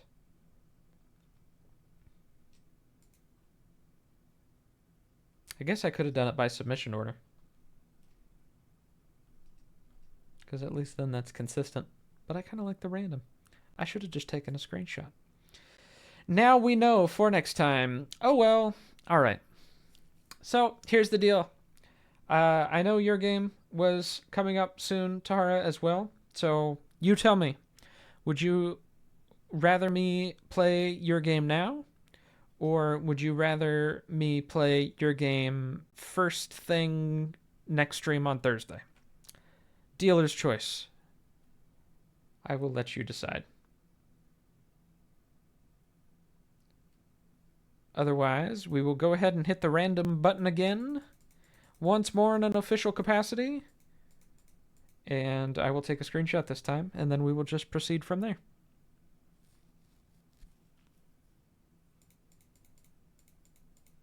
I suppose. Let's see. How many games have we played? We played The Blight House and Flash Destroyer. And then we played Roped In. That's 3. And Kindling. Did we play 4? Am I missing one? I think we just played those 4. So we'll play 2 more for today. Now is fine. Good bedtime story. Do you want me to save it for last? Because then I'll do 2 more. So we can do 1 and then yours, or we can do yours and then 1. Either way. But in any event, we will be hitting the random button one more time. Count it off with me. 3, 2, 1, and random. Boom. There we go. All right. So the other game that we will be playing today is Vessel 92 by Semi, which, if I recall correctly, Semi was the developer. Furny Witch was before mine. Okay. All right. Then we'll take a look at Furny Witch.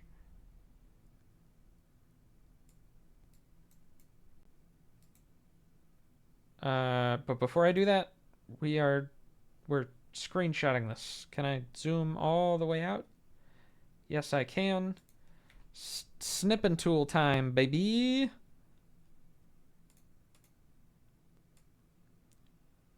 And then I will go ahead and... Can't you do shapes?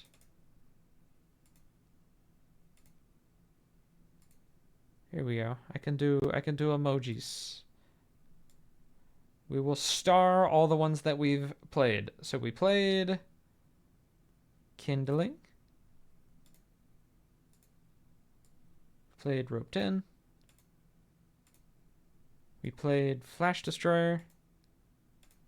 We played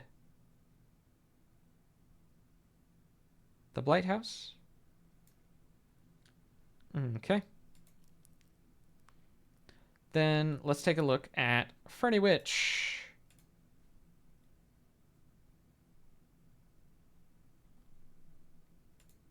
Sorry, it's not Furny Witch. It's Funry Witch by Umaga Games. We have no comments on this one. Submitted 8 hours before the deadline. Oh no, but the developer has not uploaded a game yet. Upcoming game for Jam under development. Update soon. All right, Mr. or Mrs. or Miss Umag Games. If you do have a game that you would like me to play, then please do send me a build in the Discord, and I would be happy to play it in the stream next time. Otherwise, I guess we can use a different icon for these. We will put a check mark for we took a look at it. Check mark. And then what was the other one we took a look at? There was one other. Sticky Steve. Cool. So we can't do that one.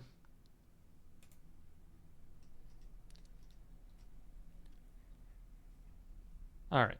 So we will do. I don't want to make you wait anymore, Tahara, if you would like me to play your game tonight.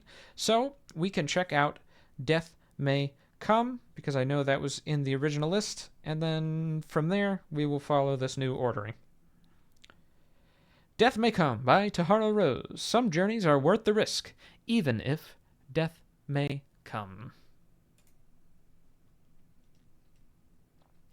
Got some commas here. Again, not going to read those. Let me know if there's anything I need to know about your game. We got some incredible sprites here. You got the Gobbo with the frickin' Easter basket. He needs to see a dentist, but that feels perfectly in character. I don't imagine that Gobbo would be particularly fastidious with his dental appointments. And then we got Furny over here. Furny's look a little bit upset. So I'm excited to see what Furny might be angry about. But if I had to guess, it's probably Gobbo's fault. Unless if it's my fault. Let's find out as soon as we read the description. A game about choices, odd friendships, and surviving. Maybe. You're searching for the sacred flesh pit fruit. Sounds tantalizing. Legends say it can heal anything if you can survive the journey. The forest is alive, the guardians are watching, and the line between ally and enemy is squishy. Excellent. In this short visual novel, you'll explore strange places, meet stranger creatures, and face choices that may or may not lead to your survival. Rated T for teen. Made in just 2 weeks. Brought to you in 2 weeks for the Imaginary Game Jam 2025. Death May Come. Oh my gosh, it's an Australian Shepherd. This looks very similar to my family's previous. We have a mini Aussie and an Aussie Doodle, but when I was growing up, we did have a brother and sister Australian Shepherd. One was a blue merle, who looked very similar to this, and one was a what do you call the black type? I forget what you call the black and the brown types. It's escaping my brain. But very, very pretty doggo. Australian Shepherds are the best. No, nobody can tell me otherwise. All you cat people out here, come meet an Aussie. Live life, live a little. Created for the Imaginary Game Jam 2025, a 2-week game jam hosted by the please excuse me. Every menu, minigame, character, and odd bit of sound is pieced together under a tight deadline, with love, stress, and a very needy puppy on my lap the whole time. Hi, Nala. Theme: fantasy and flesh pit. Author, director, programmer Tahara Rose, aka Amanda Litwin. Background art: Forest and Cave from Knickknack PJ. Other forest images: Lorne, Sitting in Downtown, Spiral Atlas. Character art inspired from Rogue Claimer. Art by Tahara Rose. Jewy elements. Jewy? I think that's the first time I've ever pronounced it that way, or that anybody on this planet Earth has ever pronounced that way. I should fix my voice, my words. GUI elements, text box, choice boxes from Tay Brownie. Music, we got lots of music in here. Oh my gosh. Lots and lots of sound effects in here. Thank you for playing, supporting, and joining me on this weird little journey. Hope you enjoy the story, odd vibes, and squishy moments. I can't wait. If you're playing in the browser, press F11 for full screen. Best played when downloaded, however. Oh, should I download this? Should I download this? I can download this.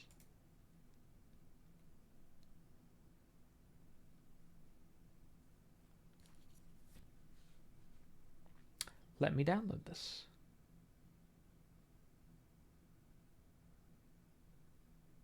Thank God for fast internet speeds.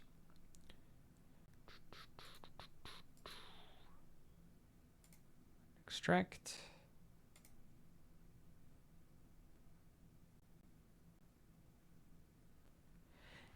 Extract.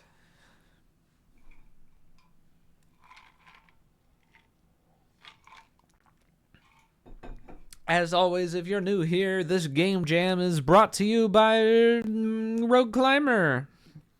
If you want to help support the event, make sure you go to Rogue Climber, add it to your Steam Wishlist, or maybe even consider picking it up. It's only $8.99. It's a steal. Action, platformer, roguelike rage game. Something that's going to push you to the edge and help you evolve as your gamer self. Truly a life-changing experience. Check it out. It's on Steam. It's cheap. It's fun. And it's only going to get better from here. Here we go. Imaginary Game Jam 2025. Ooh. All right. We got some drama going on here. It's a little twisted. We got sad crying Gobbo on a cover here. A game called Death May Come. Ooh, all right. My interest is piqued. I play tested it in the browser, fine, but I worry about one part because I don't know how well it would perform new code. Well, I got it downloaded, so we should be all safe to go. Help, enter. I think these are all basic assistive self-voicing. Interesting. Rempy stuff. I mean, I don't want to diminish your contributions if there are any here. The interface does look similar to other Ren'Py experiences that I've played. So I think I know what's going on here. If I'm missing any controls, feel free to let me know. Brought to you in 2 weeks for the Imaginary Game Jam 2025 theme mashup Fantasy and Fleshbit from Tahara Rose Productions.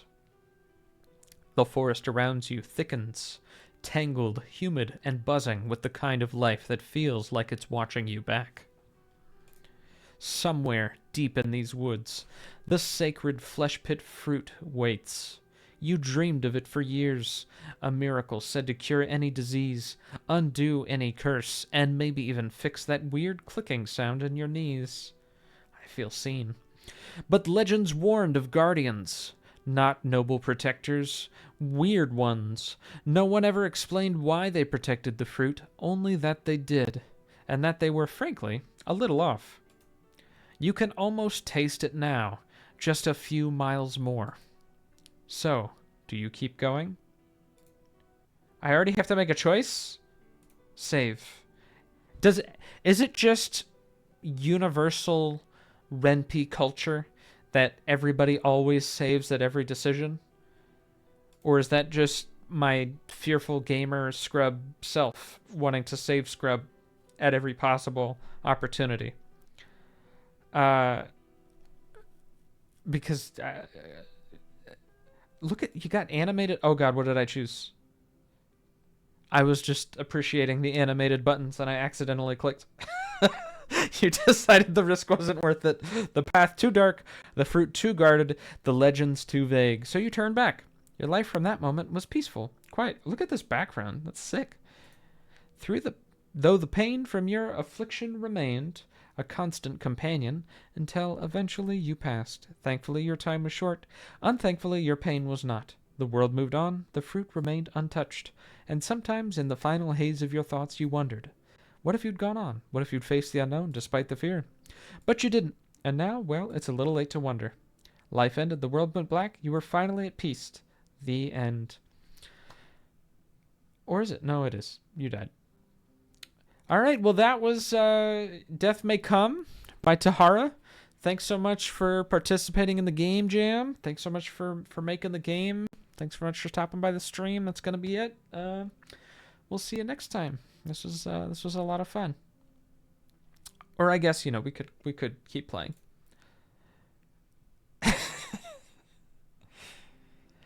Let's venture forth. I want to know what's going on with this flesh pit fruit. I'm sure you do too. You decided that no matter what the cost, your life was worth fighting for. Your disease was said to be incurable, but they didn't know about the fruit. With the sacred flesh pit fruit, there was a chance, a sliver of hope, a future not ruled by pain, fatigue, or fear, a future where you could finally breathe, run, live. You weren't going to wait for a miracle. You would be the miracle, even if so-called guardians stood in your way. What is your name, brave forager? My name is Lloyd Forager. No, my name is Caxed. The clearing ahead was silent, too silent. No birdsong, no insects, not even the whisper of wind. Only your footsteps echoed unnaturally loud on the cracked earth, announcing your presence to whatever might be listening. You felt their presence before your eyes could find them. Then, whoosh! A fireball tore through the stillness, hurtling straight toward you. You reached instinctively for the sword strapped to your back, a last-minute addition for protection. You had no time to think, only act. Would you try to strike the fireball away with your blade, or dive aside and hope you were fast enough? I mean, if this was Zelda, we'd be playing volleyball with our sword. That's never made a whole lot of sense to me, though. So, I mean, if I was gonna if I'm me in this situation, I'm dodging, and I am left-footed, which means that I would want to kick off with my left foot, which would dodge me to the right. So, again, I have to save 8 times at every decision point. It's genetically encoded in my brain, I'm sorry, but I'm dodging to the right. Whack!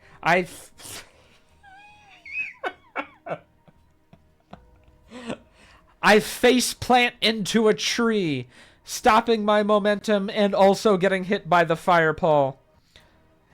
Dodging right was the wrong call. You dove headfirst into a tree and you didn't realize was so close in your panic. The impacts cracked your skull like an overripe melon. I must have some sort of brain disease. You staggered, dazed, the world spun. Through blurred vision, you saw 2 squat figures step into view, speaking in some kind of gibberish. One of them may have been laughing. Your body screamed in pain. Your mind screamed louder. Then, just before darkness claimed you, you heard the crackle of another fireball. No, Furny! Why? I'm finding all of the bad ends. How much you want to bet I find every single one? Because you know what I'm going to choose next? I'm going to choose hit the fireball. And you're going to tell me exactly, I already know, I've seen the future. You're going to tell me, why did you think hitting a fireball with a sword would have deflected it? This isn't Ocarina of Time. Let's see it. You grabbed your sword and drew it in one clean motion, just in time to swing. Clang! Foom! Oh, alright. See, I go against my decision, and then I get the right one. The fireball splintered off your blade and exploded harmlessly in the air behind you. You're a total badass. Your stance held, though your hands trembled. Someone had just tried to kill you. There's voices! Can you hear the voices? Let me know if I need to turn it up. I love it. A voice, sharp, nasal, and impatient. I've never received such a polite compliment. You looked up. 2 figures stood in the clearing. One, a squat pig gremlin-like creature gnawing on what appeared to be a half-eaten mushroom. The other, an actual walking furnace, stovepipe and all, puffing smoke in little huffs. These were the Guardians? Barely. You may need to turn it up. Alright, I can do that. I have the technology.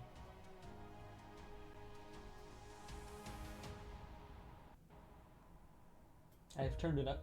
Let me know if that's too loud, still too quiet, or just right. These were the guardians. The villagers spoke of protectors, but you expected warriors or beasts, not a mushroom thief and a mobile bonfire. Speak now. I'm kind of happy with how that turned out. You know, I'm not here to toot my own horn, but actually I am. Have you checked out Rogue Climber? It's awesome. Anyways, the gremlin-like creature barked at you, his tiny fists clenched. The furnace let out a low metallic groan and puffed a darker smoke, clearly backing him up. That's great. You stood tall, despite the shakiness. It is I, Caxed! I seek your help! I've come for the sacred flesh pit fruit! That's my voice, that's just how I talk. I don't know what you're saying. Whether they'd help or set you ablaze remained to be seen. But for now, you were still standing. You sheathed your weapon to show you came in peace. Flesh pit. Nasty veins. Been bit inside. Gross. Did great. I appreciated the voice acting. Yay, good voice acting. I'm happy. The green gremlin wrinkled his snout in disgust, clutching in his hand a mushroom closer like it might protect him from your poor taste and quests. Oh, look at that. Look, Furny, he's settled down a little bit. That's awesome. He turned to the furnace, who you were now fairly certain was alive, and muttered something in low, wet whispers. The furnace let out a steamy hush, followed by a deep metallic clunk. Sparks popped from its chimney-like punctuation. It sounded skeptical? Maybe insulted. They continued debating, and nothing but snorts crackled and vague gesturing in your direction. Then, suddenly, Gobbo spun back to look towards you, nodding as he did so. You want fruit? Blech. Gross. Maybe we help. But you help Gobbo first. Okay. Alright, Gobbo. I'll help you out. He grinned, revealing one large fang and several suspiciously mushroom-stained teeth. See, I got you. I got you with the brown teethies. Fine trees. Good ones. Brown. Damn. Yummy. He leaned in. You get trophies. Maybe we let you live. Deal? Alright, let's go get some truffs. The furnace coughed a puff of smoke and what you think was approval. I mean... Alright, hold on. Actor mode. I'm method acting now. I'm putting myself in the situation. I have an incurable disease that is causing me pain and presumably my soon demise. But I've come a very long way, and I've met some strange creatures. So, you know, I'm not so impatient that I gotta go, right? But I gotta know, like, what's going on here? Who even are you? Gobbo. That Furny. Oh, hi, Gobbo. Hi, Furny. The gremlin said it like it explained everything, gesturing a thumb toward himself and then toward the looming iron furnace with legs. You blinked. I did blink. How'd you know? The guardians of the sacred flesh pit fruit? Your voice was coated in disbelief. These two? This was what the villagers feared? I mean, you did just get a fireball shot at your face. One was snacking, the other was smoking like a tired chimney. If this was your final trial, it felt more like an awkward job interview. Bart. What? Nah. Gobbo tilted his head, confused, then snorted, shaking it. No guard. This You stared. Maybe they didn't even know they were guarding it? Then why'd you shoot a fireball at me, Furny, huh? You just having a little fun? You just have a little target practice? Still, they clearly knew about the fruit, and you were running out of time. Can you take me to it? The fruit? If I help you find your mushrooms, your trophies, will you help me in return? Gobbo scratched his head with the mushroom stem. Strauss. He made a full body shudder at the mention of the flesh pit fruit, like even saying the name left a flavor in his mouth. Furny hissed softly, either bereavement or indigestion. Whatever this arrangement was, it was made. You'd find the trophies, and then maybe you'd find the cure you sought. Place the trophies in the basket. We got a minigame. Can I move the basket? No. Can I move the trophies? I can move the trophies. Can I feed them to Furny? Can I toast my trophies first? I know Gobbo, would probably appreciate, a little bit of smoking. We can do some smoked trophies. We can do some toasted trophies. We can do some toast, then smoked trophies. We could just do a raw trophy. Everybody, likes some raw tomatoes in there sometimes. I collected all the trophies. I missed one! No! You wipe the sweat from your brow as you drop the last trophy into Gobbo's worn praying basket. What happened to Gobbo? His small hands tremble as he puts the now full basket on the ground. His breathing comes in sharp, shallow gasps, and you notice how his green skin has dulled to a sickly gray, his body sagging under an invisible weight. Furny walked forward quickly toward his friend, his iron frame clanking as he circles Gobbo with a sharp puff of steam. His chimney puffs in short, frantic bursts. You've never seen a furnace look nervous until now. Good. All trophies found. But Gobbo. Oh, tired. Oh no. Is my sickness contagious? Am I killing Native Americans by bringing my Europeanness to the new world? Oh no. Furny lets out a long, low hiss and bumps against Gobbo's side like a worried animal. I know. You see, Gobbo pushed too hard. But we finish, huh? Always finish. Furny's chimney spits out a sharp, scolding puff. Gobbo weakly chuckles, though the sound is strained. Oh my god. Suddenly, Gobbo's body tenses. A bulge rises beneath his skin. Oh my god. Throbbing, pulsing, as if it had a heartbeat of his own. I mean, is that just his heart? He got a frickin', his heart is falling out of his body. Oh my god. Literally, his skin tears with a wet peeling sound as a pinkish, veiny mass pushes through it, inflating like a grotesque bloom. Furny shuffles back, letting out a shrill hiss of panic, then circles Gobbo in tight, desperate loops. What's happening? Gobbo! Look at the Gobbo's. He's got the facial expression and the buns. This is an excellent Gobbo. I do love this Gobbo. You raise your sword instinctively, unsure if you're watching a transformation or something else. Furny clangs against the ground near your feet, puffing thick, dark smoke in warning. Flesh fruit grow. When we push too hard, it comes out. Oh my god. His voice is ragged now, his words slowing.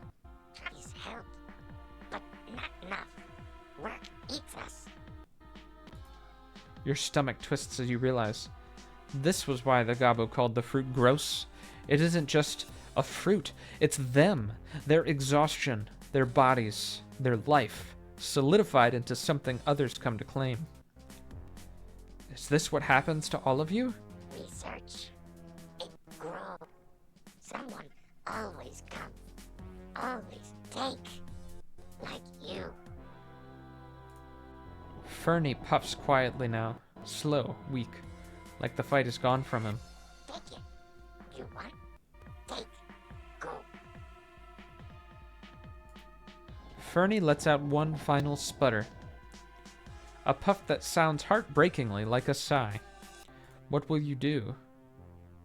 Cut it!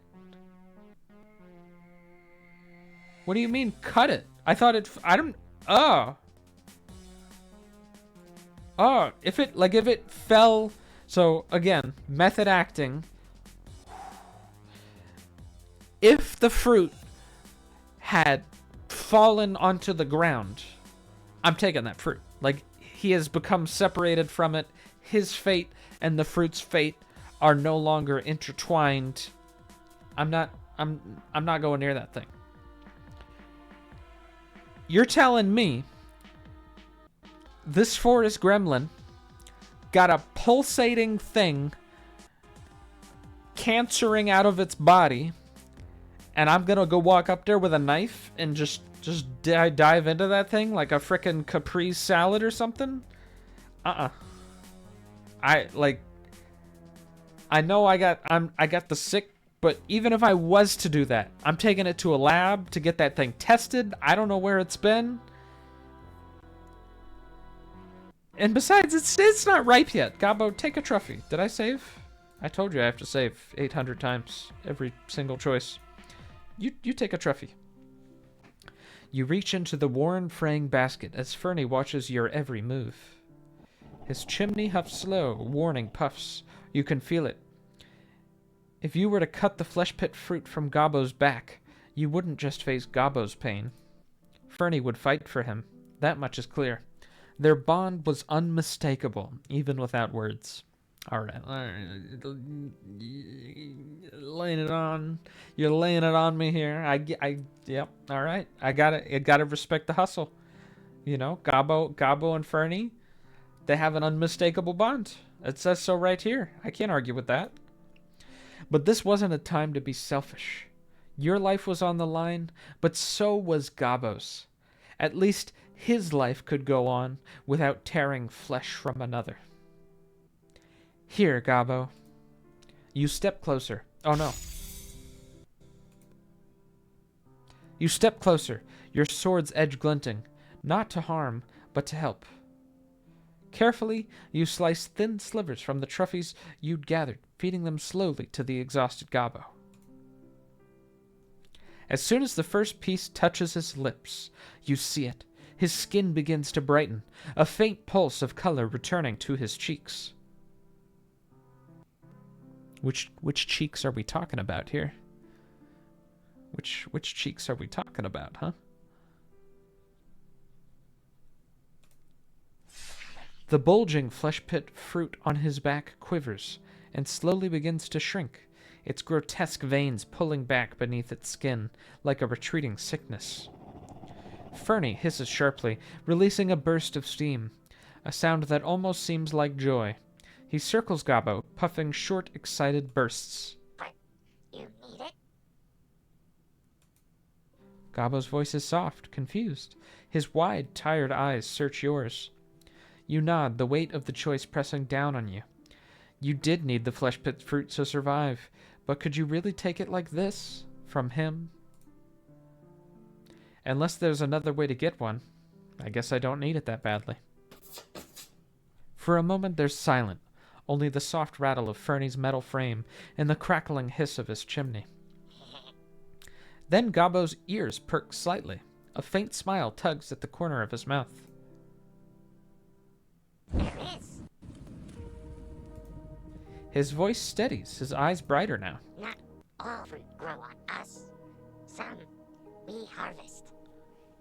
Dangerous, but safer than this. Ooh. We got a twist.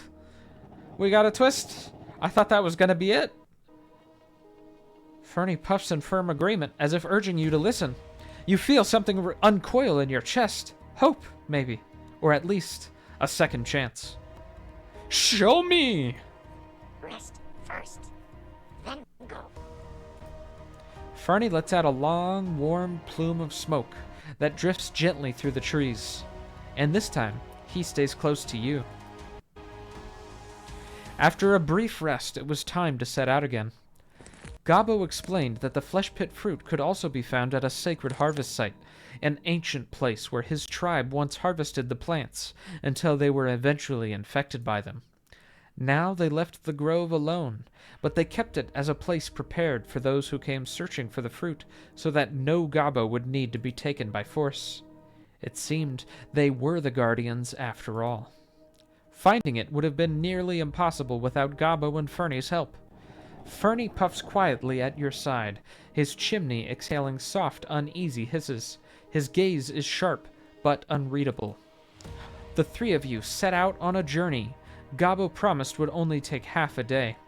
You were grateful. It felt like your own exhaustion was starting to take root in your bones. Fatigue weighed on you with every step, but you pressed on, following Gobbo and Furny deeper into the wilds. Eventually, the path splits before you. A decision to make. More like a save to save. Take the old fungal bridge to the left, or head towards the Pit of Forgotten on the right. Well,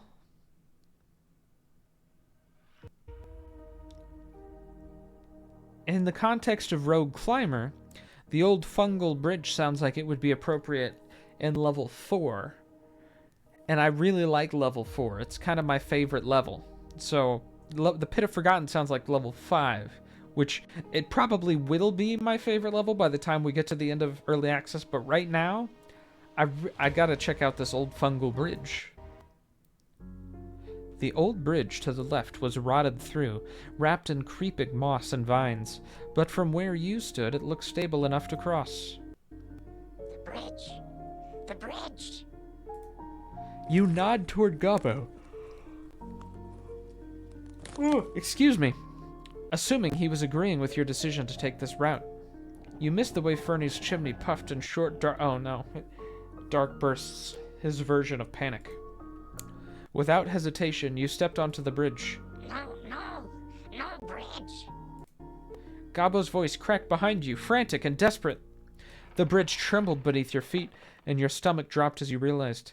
He wasn't agreeing, he was warning you. Oh no! The wood splintered in a sharp snap. The ground vanished beneath you. You caught one last glimpse of Gobbo reaching out with his tiny, trembling hands, his face twisted in helpless fear. But you were already falling. The impact didn't register right away. It was the blur, the spinning sky, the distant sound of Furny's howling smoke that settled in first. Everything blurred, everything dimmed. And then, there was only darkness. The end. Ending number 6. I have not been counting the endings, but I feel like I'm doing a really good job of finding all the ways to unalive myself. Alright. Once again, my intuition has led me astray. Who needs an old bridge? You find an ancient bridge in a forest, you shouldn't touch that thing, cause it ain't past safety inspection. We're going to the Pit of Forgotten on the right, clearly. You take the right path, weaving through twisted roots and clustered of pale fungi that grow faintly beneath your feet. The deeper you walk, the quieter the world becomes. No birds, no chittering insects, just the low hiss of Furny's chimney and Gobbo's dragging footsteps. Gobbo's pace slows. His head hangs low, his shoulders weighed down by something unsaid. Furny circles close, his chimney puffing in soft, uneven bursts, as if trying to comfort him. Gobbo, what's wrong? Gobbo says nothing. Oh my. The path opens into a clearing where a massive pit gapes open in the earth just beyond old ruins, its edges lined rocks and rusted tools, long abandoned.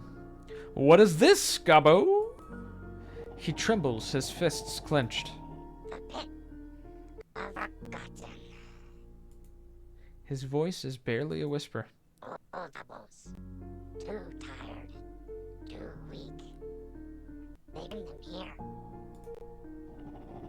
Furny's chimney puffs softly, like a quiet sigh. You approach the edge and peer into the pit.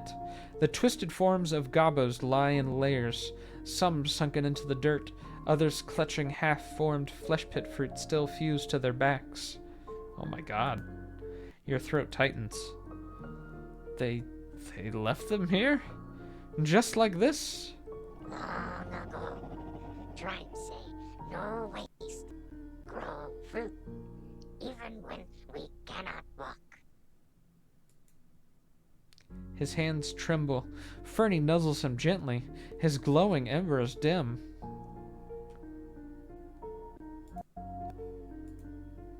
Save?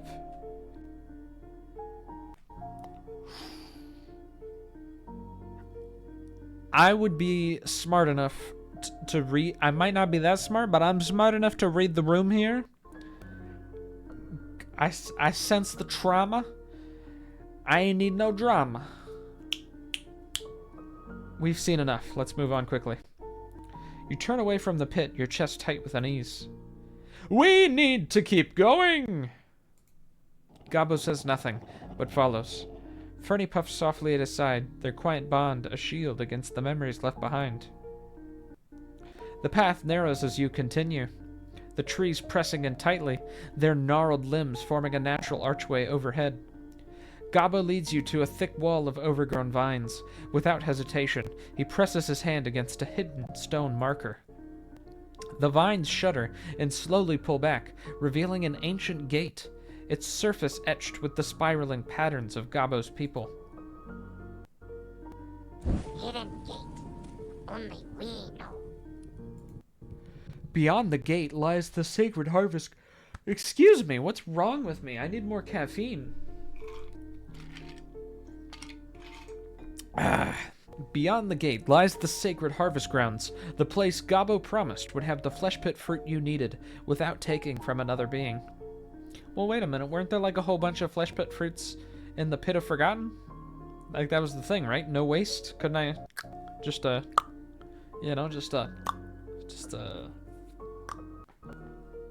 but all right. Let's do it. Let's follow along, Gobbo. Let's finish this! Furny's chimney puffs a small, determined burst as the gate creaks open. The gate groans as it swings open, revealing a hidden grove bathed in soft golden light. The air is thick with the scent of earth and something faintly sweet. Clusters of pale trees spiral upward, their bark smooth and glistening. Nestled among their roots are the flesh pit fruits, fully formed, pulsating faintly, but detached from any hosts. Pulsing faint. What's the difference between pulsing and pulsating? You ever think about that? What's the difference there? Here, harvest growth. No bane. No take from living gobbles. Furny puffs in soft, satisfied bursts, his chimney aglow with gentle embers. You step forward, your fatigue gnawing at your bones. But now there's hope. So they've been grown here. Naturally. Fruit grow here. All heart. You glance around the grove, the bittersweet peace of this place settling heavily in your chest. Take what you need. You kneel and carefully collect one of the flesh pit fruits, its surface warm and veined, but not grotesque, like the fresh ones grown from the living. Thank you, Gobbo. And you too, Furny. Gobbo nods slowly, his small hands resting on Furny's metal frame. You chose not to take from Gobbo. You listen. Maybe not all outsiders say. Ask Gobbo to come with you? Say goodbye and leave the grove?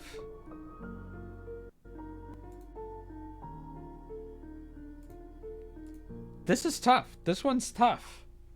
What would I do here? Would I, because I feel like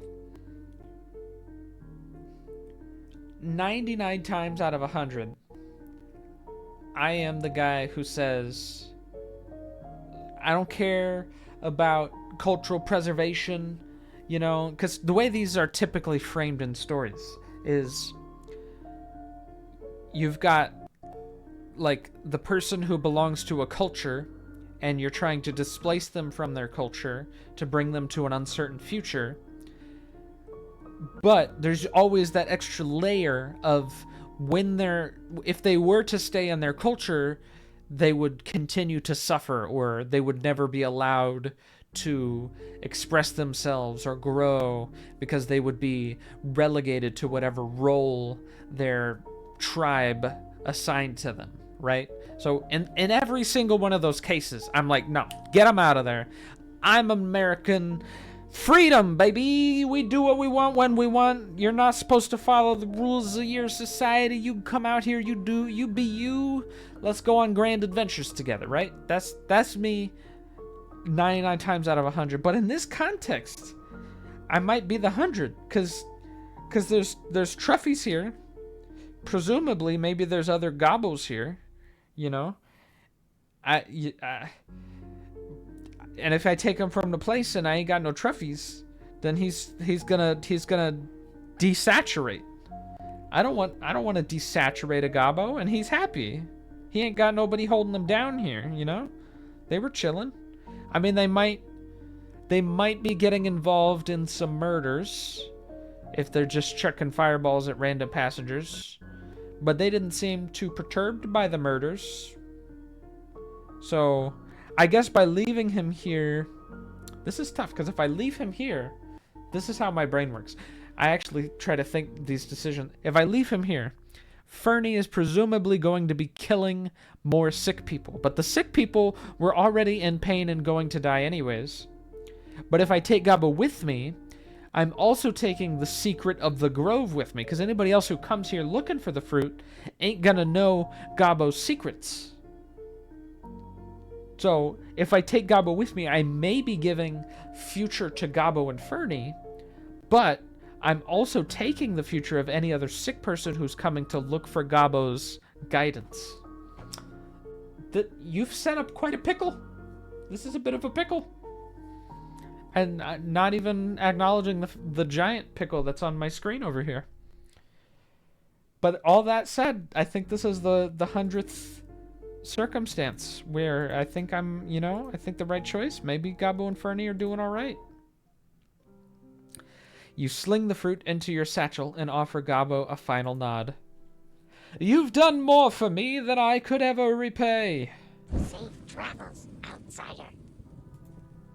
Furny puffs a soft farewell, his embers glowing faintly.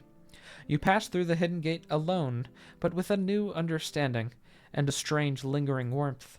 The forest fades behind you as you begin the journey back. True good ending! Quiet thinks I did it! I did a good choice!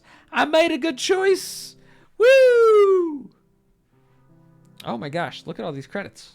Oh my gosh, look at all these credits.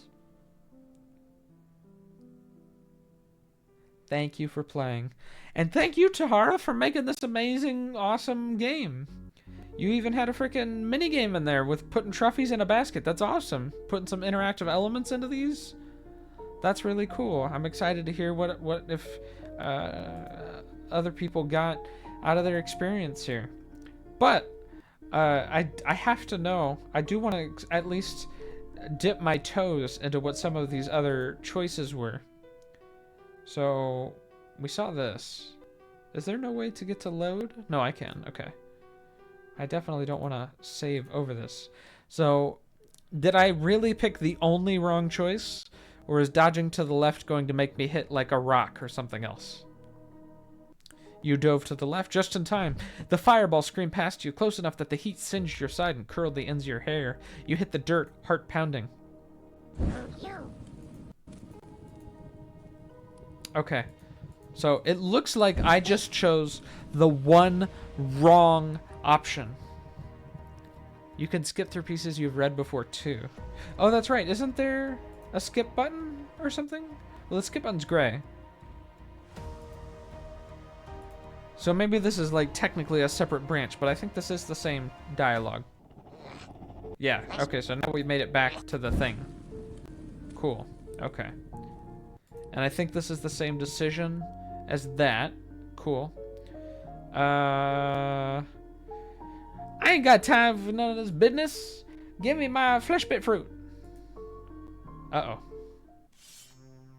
Uh-oh. They don't like that. You were tired. Desperate. This wasn't a game. I mean, it is a game, but it's not a game. If these creatures wouldn't help willingly, then maybe they'd help out of fear. Let me pass, or you'll regret it. Is that an intimidating voice? Are you intimidated right now? Your voice was steady, but your hands betrayed you. Shaking at the edges, caught between resolve and instinct, you held your ground. Gobbo froze. He turned to Ferny, whose chimney sputtered. The furnace's eyes flickered from soft orange to deep ember red. Steam hissed from its joints, the temperature in the clearing suddenly rising. Were they preparing to fight? Gobbo blinked at you, less angry and more disappointed. Flesh pit fruit. Bad. His tone was firmer now, like he wasn't just asking, he was telling you the rules of this place. You stood your ground, you shook your head, you wouldn't waver. You couldn't afford to. Oh boy. Oh boy. I feel like this is a bad button, but I must know. Let's do it. You and me, Gobbo and Furny. Bring it. I'm not asking again. You stepped forward. The air rippled. Ferny's chimney let out a thunderous woof. Furny! It was as if Gobbo went to stop his friend, but it was too late. A wall of fire exploded across your vision. You raised your sword, but it barely mattered. Did Furny just self-destruct? You awoke to the taste of ash, limbs heavy, chest searing. You were back outside the clearing, alone, burned, broken. Too weak to press forward, too late for second chances. You turned back the way you came, where the illness in your blood would one day finish the job. Wouldn't it have been easier to find some silly mushrooms? Yeah, it was. But what happened to Furny? Did he blow himself up? Alright, let's put the sword down. You hesitated, then slowly let your sword fall to your side. Gobbo's eyes relaxed a bit. Furny's smoke lightened. Now, trophies first. You help. Maybe we help. You nod. It wasn't what you wanted, but you were still standing, and you needed allies more than you needed pride. Hey, and now we can put trophies in the basket. So if I just do... Do I get all the trophies in? Because last time I missed one. Yay, I did it! And then Gobbo gets a little bit sickly. Alright. I kind of don't want to do this. But alright. But... That's kind of nasty. That's kind of gross. You stare at the fleshy, veiny mass pulsing on Gobbo's back. A grotesque living fruit born of exhaustion. Bottoms up. I'm sorry, Gobbo. I need it. His wide, tired eyes soften, and then he nods. You cut swiftly, the blade slicing through the veined stem with a wet, tearing sound. The flesh pit fruit drops into your hands, warm, slick, and pulsing faintly like it's alive. Gobbo's body sags, his knees buckling as he collapses to the forest floor. Furny's chimney roars to life. A piercing metallic screech erupts from him, a sound you've never heard before. Steam pours violently from his furnace as his eyes ignite into blazing crimson. He doesn't agree with Gobbo's sacrifice, one that would save your life. But before you have time to explain yourself, Furny lunges at you, smoke and flame bursting from his core, his loyalty to his friend overwhelming his fear. Ah! Furny slams into you with furious weight. I mean, I imagine he would be quite girthy. Fight back or try to run. I have a sword, and this is like a big metal concrete flaming thing that's gonna shoot me with fireballs. I would probably try to run, because I imagine it can't be that fast. It can't be that fast. You turn and sprint, clutching the flesh pit fruit tightly. Furny's chimney howls as he chases you, steam blasting from his joints as he closes the gap. You weave through the trees, your heart pounding, but you can feel the heat of his flames licking at your back. You break into the clearing, but too late. A searing wall he's gonna light the whole frickin' forest on fire. Furny barrels into you from behind, sending you sprawling right into the firewall, the flesh pit fruit dropping from your hand. Furny grabs the fruit in his fist and returns to Gobbo's side, his glowing eyes never leaving you. You lie there, burned, defeated, as Furny drags Gobbo's lifeless body back into the woods. Maybe you should have spared him. Return to previous choice. So I guess Gobbo was gonna get taken to the pit of forgotten. Go back to last choice. Am I missing any? Am I missing? This was one. No, don't save. No. Load. Can I do this? Will this work?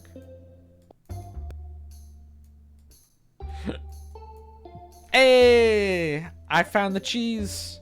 I found the speedrun strats for collecting all the trophies. I wouldn't worry about that.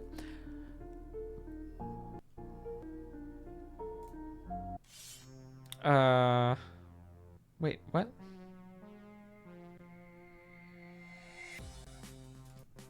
What?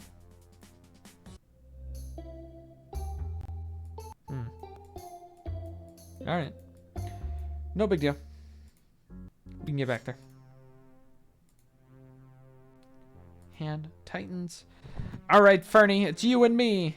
You raise your sword, but you're not ready. Furny's blazing body is faster, hotter, more desperate than you could have imagined. His chimney bursts, engulfing you in fire. You scream! Ah! Your vision seared and white, your skin blistering. When the flames die down, you're lying on the ground, the flesh pit fruit smoldering beside you. Your body won't move, your breath won't come. Furny hovers over Gobbo, shielding him.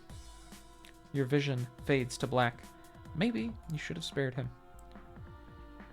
I want to spare Gobbo. You've done a really good job of making me not want to fight Gobbo and Furny. This one? Maybe? Uh-oh. Okay. So we go give trophy. We've done Fungal Bridge. Pit of Forgotten. Tell me more, Gobbo. Explore your past trauma. You kneel beside Gobbo, resting your sword across your lap. Tell me everything. I want to understand. Gobbo's eyes flicker with a quiet sadness as he sits beside you. Tribe made harvest act. Forbidden fruit. Outsiders want it. Tribe say, work to grow. Rest here. Harvest Pact. But Gobbo. Interesting. So they made a deal that they would literally work themselves to death so the outsiders wouldn't come after him. Furny thinks so too. But not all Gobbos agree. You glance again at the pit's dark depths. The weight of the lives discarded here clings to the air. You rise, placing a hand briefly on Gobbo's shoulder. Come on, let's keep moving. Okay. Okay. The path narrows as you continue. I think this is... yeah. Alright. I think this is the last choice. The last decision to be made. Come on, Gobbo. Just you and me. And Furny too, if he wants to come. Come with me.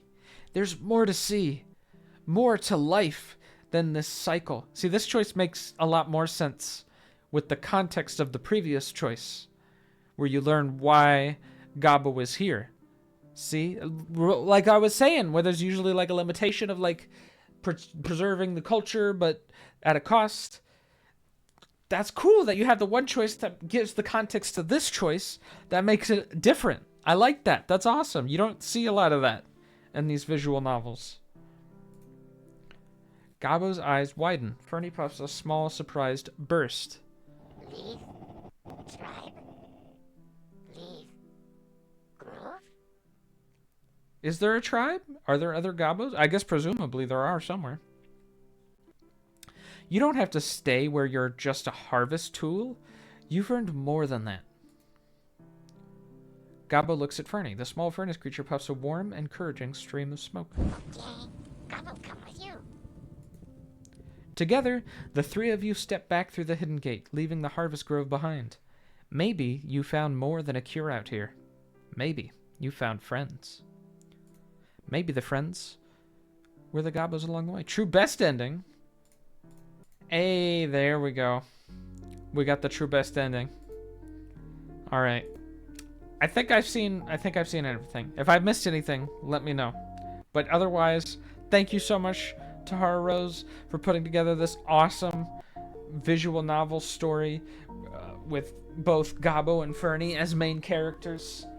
Thank you for taking... That was everything. Awesome. Cool. Thank you for taking advantage of the script recording. I have so much fun recording dialogue for your guys' games, and it's always fun to get to be a part of your game dev process and get to be a part of the games that you make. Always a ton of fun.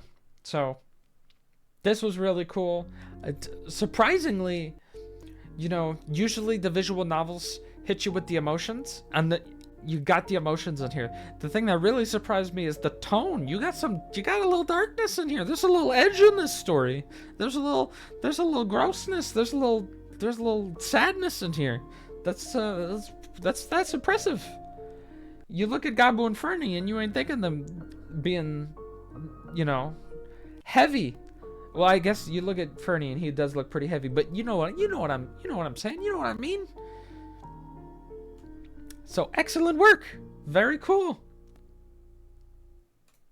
That was, whoops, I meant to go back to the main page. Can I go back to the main page? I can't go back to the main page. That was Death May Come. I don't get sad Gobbo off my screen. I don't like looking at sad Gobbo. It makes me sad. I like happy Gobbo. But I like sad Gobbo a lot in the context of your story, because it works. That's good stuff. Oh, and you got a devlog. I love seeing the devlogs. I know there's a few people that put together devlogs. I'd love to see more of this kind of stuff. Even if, like, you know, like, if you guys, I don't know. I want to engage with you guys some more. So, like, if you guys put together devlogs or put together videos, it'd be fun to, like, put that together into, like, a compilation and see, you know, how the games come. Even if, like, there's, like, a mid update and then, like, an end update to see the progress. I don't know. But this is cool. I like this. So thank you for anybody who's put together a devlog to talk about their game jam experience. And that's great feedback from me as somebody organizing the event, to see if there's anything that you really liked about it or anything that you struggled with. I want to know. So it started as a simple idea, a weird little world where survival's uncertain, the guardians are a little too friendly, and the price of a sacred fruit that might just be your life. Very cool. Very cool. But all right, we have been streaming for about 3 hours now. So I think I'm probably going to call it here.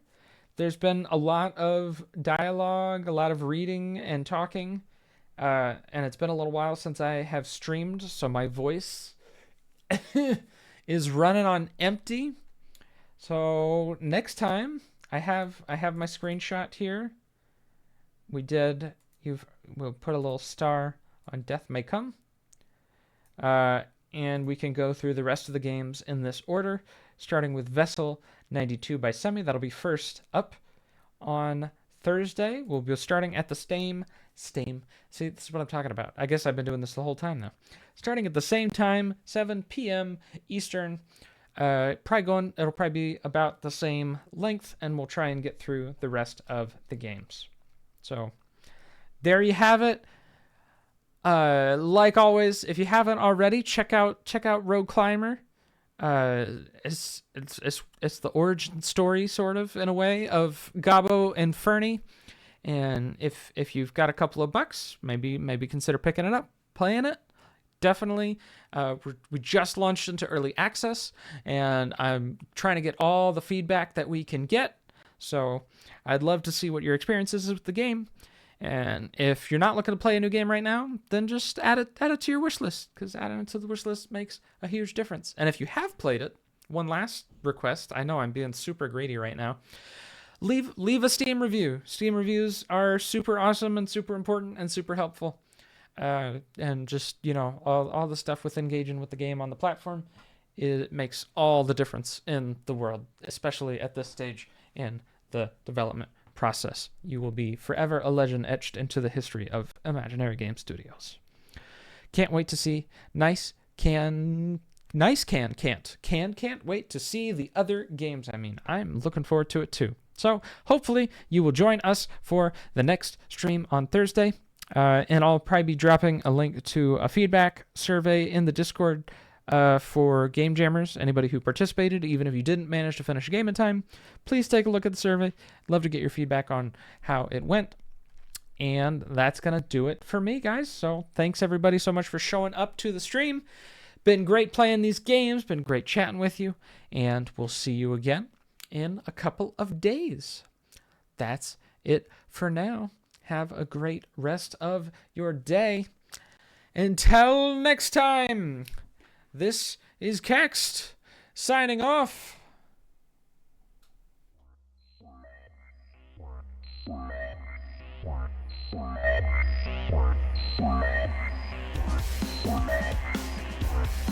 What?